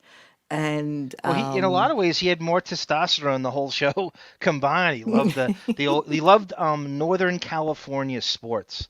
You know, the Oakland A's, the Raiders, the 49ers, the Golden State Warriors, professional wrestling. He had that. A good thing we could do is go over his Amazon wish list. Oh my God, I love that He too. had this crazy shit on his Amazon wish list. Dumb shit like Pepsi. Yes, but he also had like Apple computers. I mean, he had, like... and they would shoot for right. All right, we should do that. And yes, I do love Flying with Balloons and the Sanjaya saga. Yes. I do love all that. Brian Dunkelman did a stand-up show with Stuttering John at a barbecue restaurant in Temecula, California about 3 years ago. I was Only telling Fudgicle would and know these things. I was telling her and her friend, she is to Stuttering John what the Lincoln Project is to Trump. Yes, she is. The It's Fudgicle amazing. It's really fucking amazing. Crazy. There's no move John can make that Fudgicle's not all over in 20 seconds.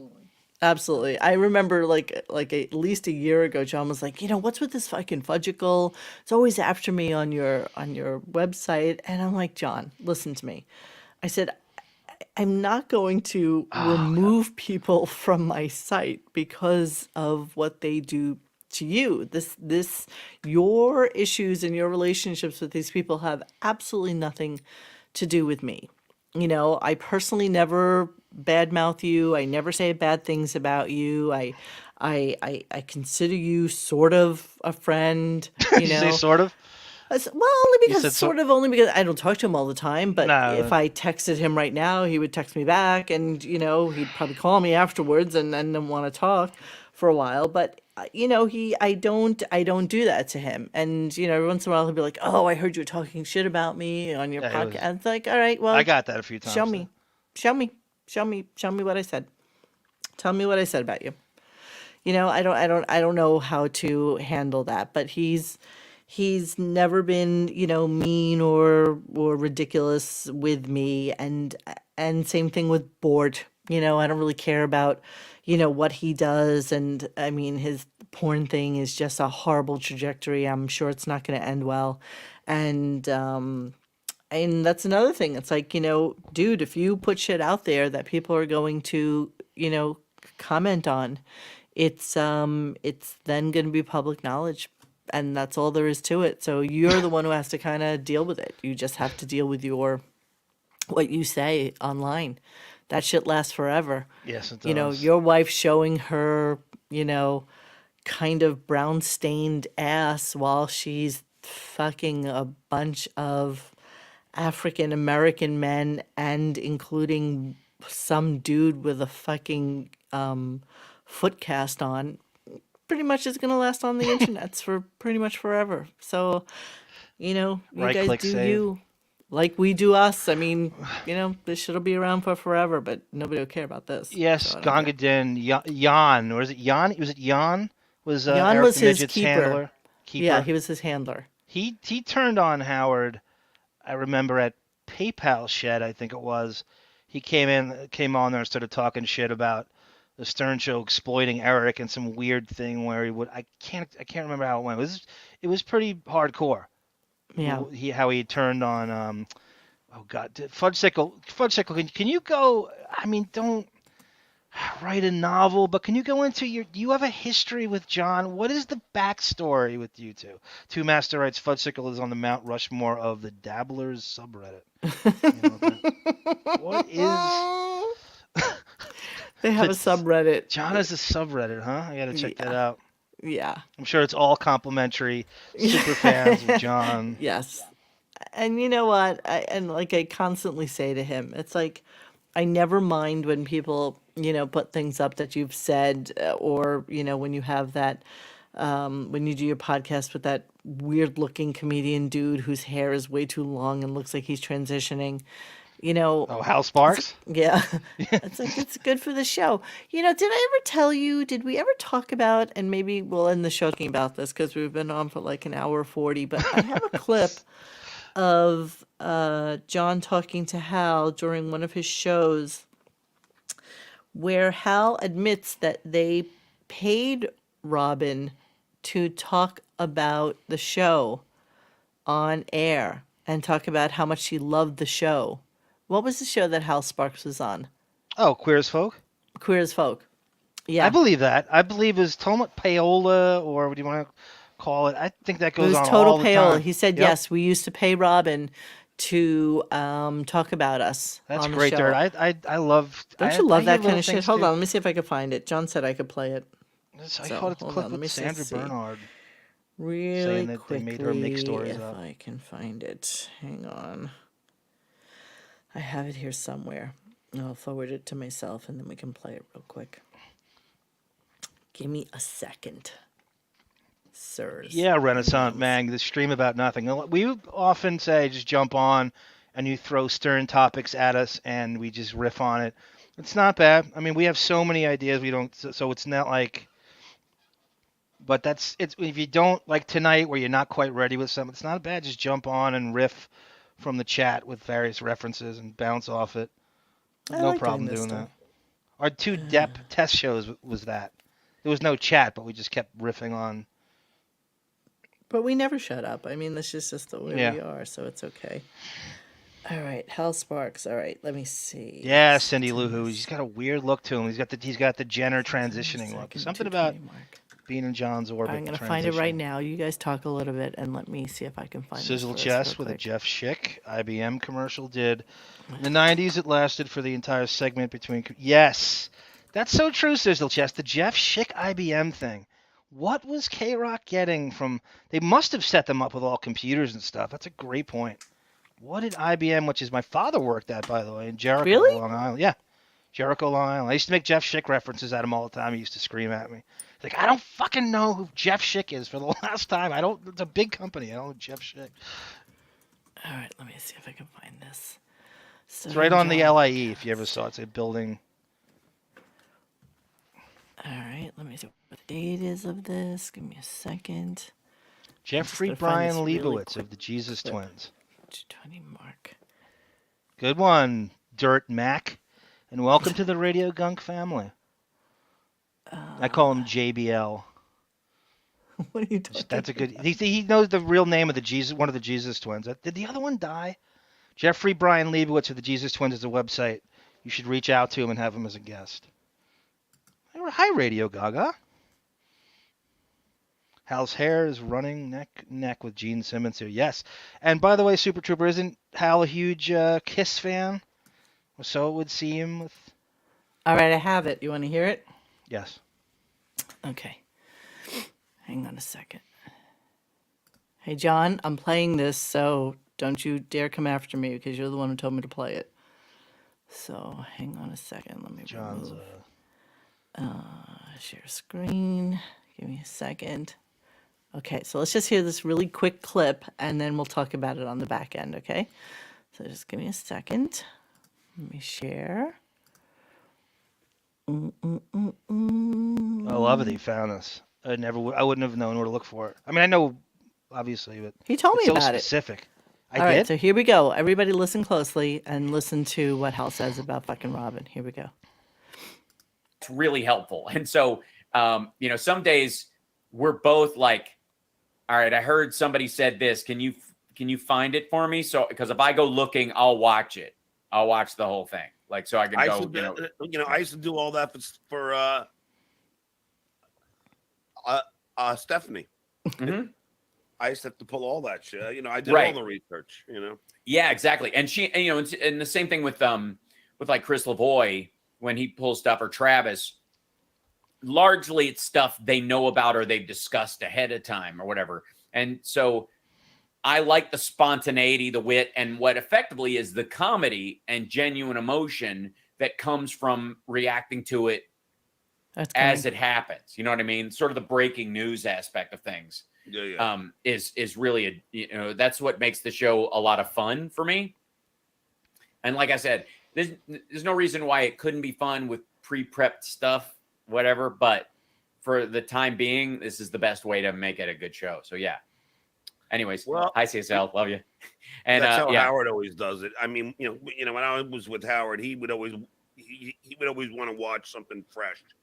He wouldn't want to pre-watch anything. He'd rather do it, live. Well, he also, like, a certain amount of ignorance protected him too. Yeah, because you have to understand, like, I don't know if people know this, but Showtime used to pay Robin to promote Queer as Folk. Holy shit! So it was it was soft promo. It was like, because she watched it anyways. So they were like, yeah, we'll pay you a certain step and you bring it up on the show, and the show gets paid.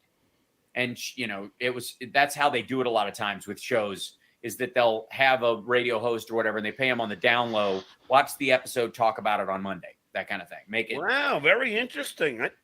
That's kind of, that's a very interesting fact that I don't think any Stern fan knows about. You're welcome. How do you like that? Oh, it's phenomenal. That's phenomenal. What's the connection there, Monique, right? You got, who's Robin's agent? The great DB. So Howard and Robin both have a Buchwald thing in there. For John not to know that is crazy, because he hung out with them. Though? He wasn't, one thing that Howard is never going to be very vocal about is fucking money. Yep. Ever. Especially that aspect of it. That is, that is so underhand, and that's that part of the payola stuff, which he would spend hours critiquing. Drew Barrymore going on, Letterman and Cheese Whiz drops and stuff like that. How much time has he spent ripping on other celebrities for doing it?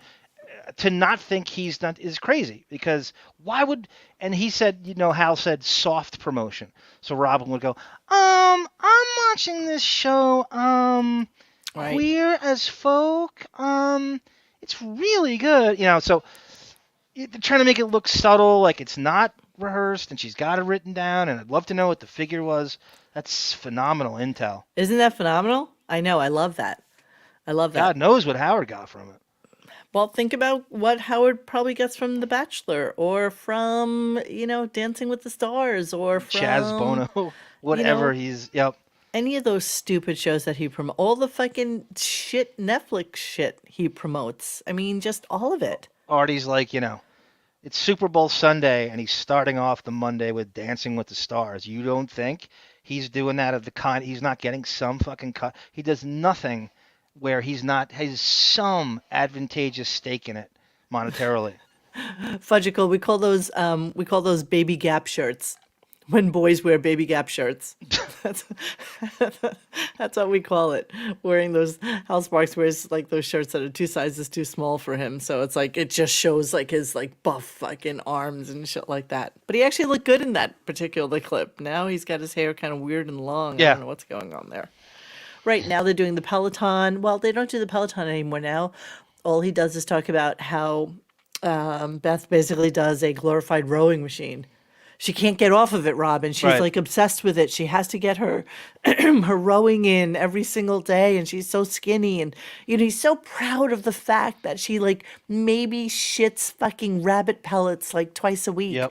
I mean, it's just fucking ridiculous what he goes into every single day now about how thin she is and how beautiful she looks, and I love her so much, and bang a clock, and It's like methinks doth protest too much. Oh, of like course. the more you talk about it, the Or less Beth is any a of this is payola true. to promote, like he's getting money from, Dr. Bob's house arrest. Exactly. But thank you, R. Blanco. It was Leno and Kraft American cheese singles make for the best grilled cheese that Drew Barrymore was promoting. Oh, remember that? Yeah, Yes. that Howard was obsessed with. Yeah, he was very obsessed with that. But meanwhile, so there you go. And how long ago was Clear? There you Eyes, go. folks? That's the name of Fred Part 2. There you go. There you go. All right. So what else? Was there anything else we wanted to chat? I wanted to share that with you guys because I keep forgetting that was something I wanted to bring up, but it didn't really fit into any particular show. But yeah, I just love that. And that's from September 2nd, and I'll put a link to it at the bottom of the Remember show. Monique, the start of the pandemic, I think Fudgesicle brings Roomba, the fucking Roomba Oh, he was over and over obsessed again. with Roombas. I'm sure they wound up giving him like 17 more for like the rest of his rooms. He does nothing out of the kindness of his heart, respond to everything. He's got a stake in every fucking thing he says. Constant. There's always an agenda. There's always a ulterior motive. Always. Okay, you made me bazooka. In my baby get bazooka shirt. There was always something going on with you and the bazooka CEO. You would bring him up out of nowhere, like playing golf. That's where the golf is. You're playing golf with the bazooka CEO. Did I ever bring up what? Hold on, I'm trying to read something here. Did you ever end up listening to Alyssa Jordana on Juicy Scoop? No, I did not. She actually asked me to be on the show, and Heather McDonald? Alyssa. Oh, Jordana. okay. I thought she wanted you two people. No, I actually didn't listen to it. Did she say anything that was of note? I'm just trying to understand how she became a comedy writer when her, biggest claim to fame was playing the keytar in a girl band. And Playboy. And Gary yeah, but Puppet she sussed didn't really out. use her name in Playboy, I if you know. remember. This was before she was Alyssa Jordana. So listen, you know what? She's a beautiful girl. She had a great shape at the time. God bless her. The story with her and Benji is one for the books. I've heard many, many stories about that. And if at some point I can find Mr. Whiskers had some scoop on what was going on in that relationship. And I will see if I can find it and play it one day. She's not a gold digger. She's just like a histrionics fame whore where I'm a singer 1 minute. Oh no, I'm a comedian. Oh no, I'm a just get me fame, just get me some kind of attention, whatever it is. Well, the whole reason she moved to California Yeah. was that she wanted to be on that show that was from that Real Housewives Vanderpump. of Beverly Hills spinoff. Vanderpump. Vanderpump Rules. That's it. There you go. She went and actually worked at the restaurant. Now imagine a whole city of 80% Alyssa Jordana. Yes, it is. 80% Alyssa Jordana's. With that exact thing. Just get me famous. I don't care what it is. I'm a singer. No, I'm a model. I'm a comedian. I don't care. Just whatever gets me famous. A whole city of that. Yeah, but you know what? That's what it is. I mean, everybody is there to one up the next girl. Yes. You just have to be, prettier and skinnier and big titty-eared and, more Botoxed. I mean, the ultimate thing would be to be about 22 or 23 years old and Yes. meet like that 50-year-old very my wealthy guy cousin who's said been divorced exactly twice and get him to start dating you and marry you and have a baby with him, and then you're fucking set for life. And I mean, who's just talking about it just now? Was it Radio Gaga? Talking Dick. about Radio Gaga's at a lot He's- of these events, and she knows Yep. exactly what I'm talking about. When you see these girls that would never go to fucking Dan Tana's, or wherever, and, they just walk in with like 3 of their girlfriends, and then, somebody else pulls up in their fucking Ferrari, and, it's a bunch of like older guys, and you know that they're there to just like pick up these men and, hope for the best, hope that they'll, bag themselves a wealthy divorced guy. That's the dream. Yep, that's the dream. That's, My cousin that is really the he's Hollywood dream. My cousin almost described it. One time he said to me, he goes, imagine, he goes, take the hot chick in your town, in your small town that looks at the town and says, I'm too hot for this place. I'm going. Now imagine an entire city of just them, all at the same time. Yes, that's exactly who that is. Benji was paying for her rent for at least the first year or two of her living here. The place she was living at was $3,500 to $4,000 a month. Yes, he was. And that's why Benji lives in a fucking YMCA. And I would rather have Elisa writing jokes for me than Benji. Any day I really of the believe week. I would. Any I day of honestly the believe week. she's like comedically more capable than he is. Yeah, and she's very self-aware, of when people like goof on her or say things about her. She is She's very incredibly nice to self-aware. everybody, very, she'll write anybody back. She'll, but, she's an attention whore, and with that comes that baggage. It's a weird, I don't know. I don't know what she works for like a firm? Is that or is that some kind of alibi? I did remember, but I don't know right now. I don't remember. Sorry. I know a girl here who, dates like super handsome, wealthy guys, and, she works in finance, and she's been there forever, and she's gorgeous, and, gets paid way more than she should for what her job function is, and has just never been able to bag the wealthy guy, and it kills her. It just What happens to these people when the looks go away and you can't use the power of the puss anymore to manipulate these guys, and it's just not working? Then when you try to use the power of the Botox and the hair extensions and they see right through it, and it they looks see right horrible. through it. Yeah, and then Elisa it's was just naturally sad. good looking enough where she didn't need to go to any of that stuff. Yeah, but that she, she's a nice Jewish girl, but I'm pretty positive she had that nose done like once or twice. Yeah. To make it look just perfect. But whatever. Does Buckwald get 10% of Howard's nose? Or he shaves it off. All right, we're going to lock it up now. It's 11 o'clock, and I don't know how this wound up being 2 hours of absolute fucking blather. But yeah, there we are. There you go. There you go. Fucking Fred, I hate him these days. I mean, gotta his do a drops part are two. so horrible. I'm getting a lot of requests for a part 2 for the Fred show. Yeah, no, I agree. I think we need to do something about Fred. But, the problem is that for the last 2 or 3 years, Fred has really...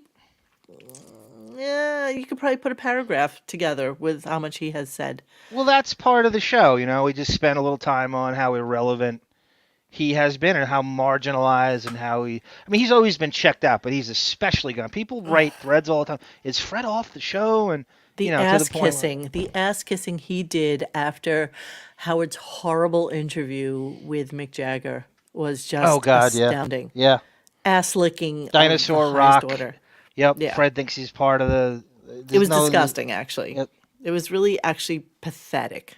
But you know what? He knows where his bread is buttered. Did you see that thing Xavier posted the other day of him at some restaurant See or that? something playing with his band?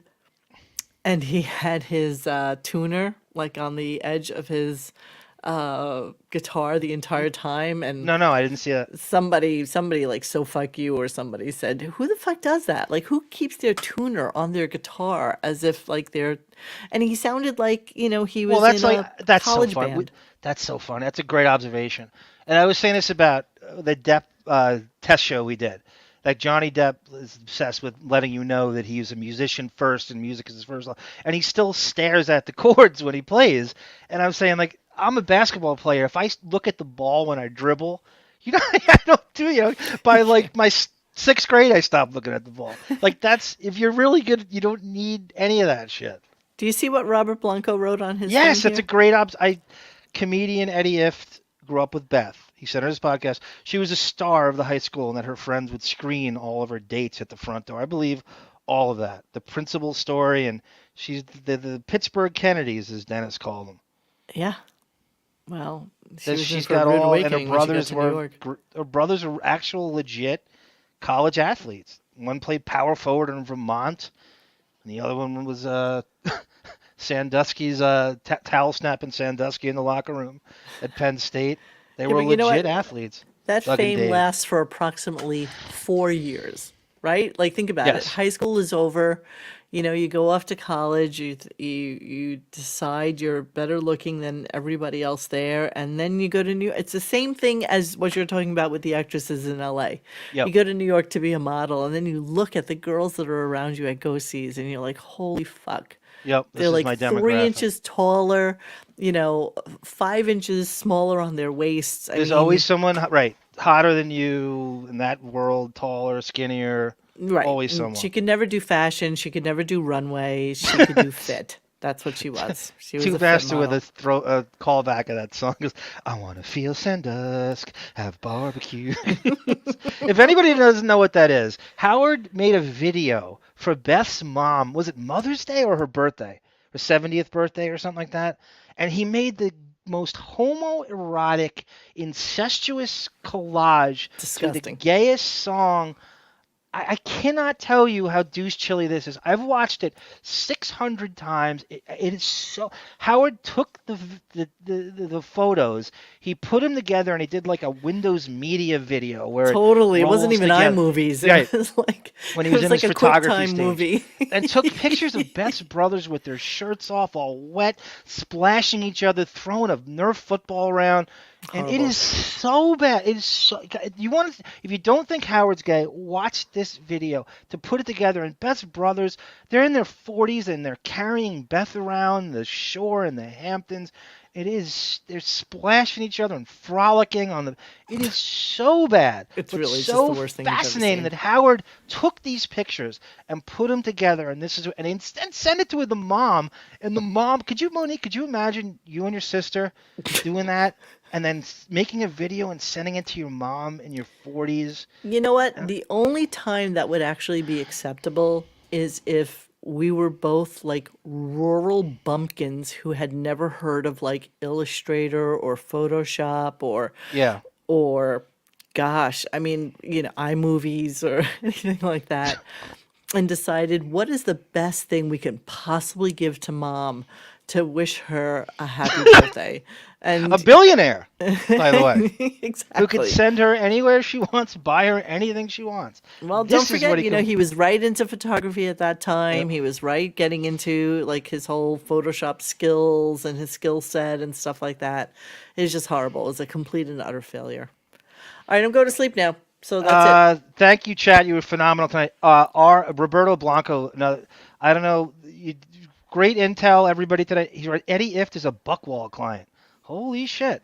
Wow, why don't I know any of this? Don't ever underestimate the Buckwald connection, Monique. All right, let me make a note on this Eddie Ift so I can look him up. Melvin, always helpful. Checking in. I haven't seen him till now. All right, I am going to Super check that in. I'm going to check on who the co-host was of his American Idol show for Eric the Midget. The Amazon wish list, definitely going to get a hold of that. Maybe Two Master can get us that because he's usually good with going in the Wayback Machine for things like that, unless it's still up for some reason. We need a Howard Saving the Worm episode. I did that at the beginning of the show. I actually started with that Slow Death 718 because it was just the most ridiculous fucking thing I've ever seen in my entire life. Did you see that video, John? Which one? With Howard saving the earthworm on Beth's Instagram? Not yet. No, I haven't seen her. I'm behind on the. Okay. On the Rewind on this when you get a chance. We Okay, started talking okay, about Alec okay. Baldwin and the gunshot, but before that, I just had to show everybody Howard's trying to save an earthworm from the street. He was trying to save bird food from being killed. I remember the first time I showed Hilaria my earthworm. Hilaria. my hairy earthworm. Oh, that just grossed me out a little. I want so everybody, the new Depp podcast is called Wino Forever. The Deppening after his tattoo. I love that name. Will we be hosting it on the Radio Gunk YouTube outlet? Yeah, if you want. Yes, if you would. We got it on 2 different channels, and the Radio Gunk Fantasy NBA League. I'm going to. Oh, are you put going to together. start one? I didn't do it last year because of COVID. I didn't trust that the season was gonna. Didn't the season be just stable. start already, like yesterday? Or the Yeah, but I'm 20th? gonna retroactive the stats. I'm gonna go back a couple weeks, and you Okay. can draft to see who's there. So with load management and fake injuries, I want to know who's where, and you can draft stable players. So you're not drafting Ben Simmons and Kyrie Irving. All right, you heard him, so you'll make a thread about that. All right, well, thanks, Corey Chocho, for joining Everybody me is tonight. phenomenal in chat tonight with intel. I know, I love it. Crazy. It's like I almost can't keep up. That's why these are like fun shows to like replay so that we can watch the chats on them. You want to read them all, but even doing this, But I mean, every time we do this, there's like 2 or 3 people that just pop on, and they have this crazy insider information, and you know they're right. You could just vet it, and you just know they're right. You could. I love it. I love all of our listeners. All right, guys. So thank you so much for hanging out with us tonight. Joni loves Chio. Leave it to Fudsicle. Wait, what? I'm late. Is Radio Gunk website back up and running? Wait, what are you talking about? What was down? Was it down? Uh-oh. Ah, Jesus fuck. Are you kidding me? Was it down? You got Ben Simmons, Cindy Lou. You got him. Oh, God damn you. Don't fuck with me like this. Corey Silly. is G Canada. That was the guy who shot down my first channel. It's a serious employee whose job was to look for YouTube Stern stuff and snitch on it. So right. he was the email. And he put his name at Gmail. I outed him on the shut it thread down. the other day. And G Canada, are you on the Radio Gunk forums? Why not? Oh yes. What is he? Is his name? Oh, is Yeah, his G name is G Canada. Canada. Okay. He's there. So if you go in the thread, you'll see the guy had an email address Yeah. from Sirius, and Monique looked him up, and in fact, he worked for Sirius and everything. Lo and behold. He killed my first channel, which is great. Oh wait, I got a new little thing. Hold on, I'm gonna put on the top here so I don't have to play my little ending thing. Wait, check it out. Here we go. Don't forget to like, comment, subscribe, saying that. and hit the bell. The trite cliche is when you say that. It does not roll out of your mouth. I could hear you just getting douche chills as you I say it. hated putting that at the end of the show, so now I have a little doohickey. See, so like, comment, and this thing, and the little bell thing, and that's how you know that we're gonna be on. So that's it. So good night, all. Thank you, John, so much for coming. I know that you were tired and you had a long day, and I took and all caffeine that pills. stuff. So okay, it's 11:20 on Thank Saturday you, chat. night. So All right. good night, everybody, See you and next thanks week. for joining us. And Johnny, Gary, I'll part talk to you 2. later. All right, bye, guys.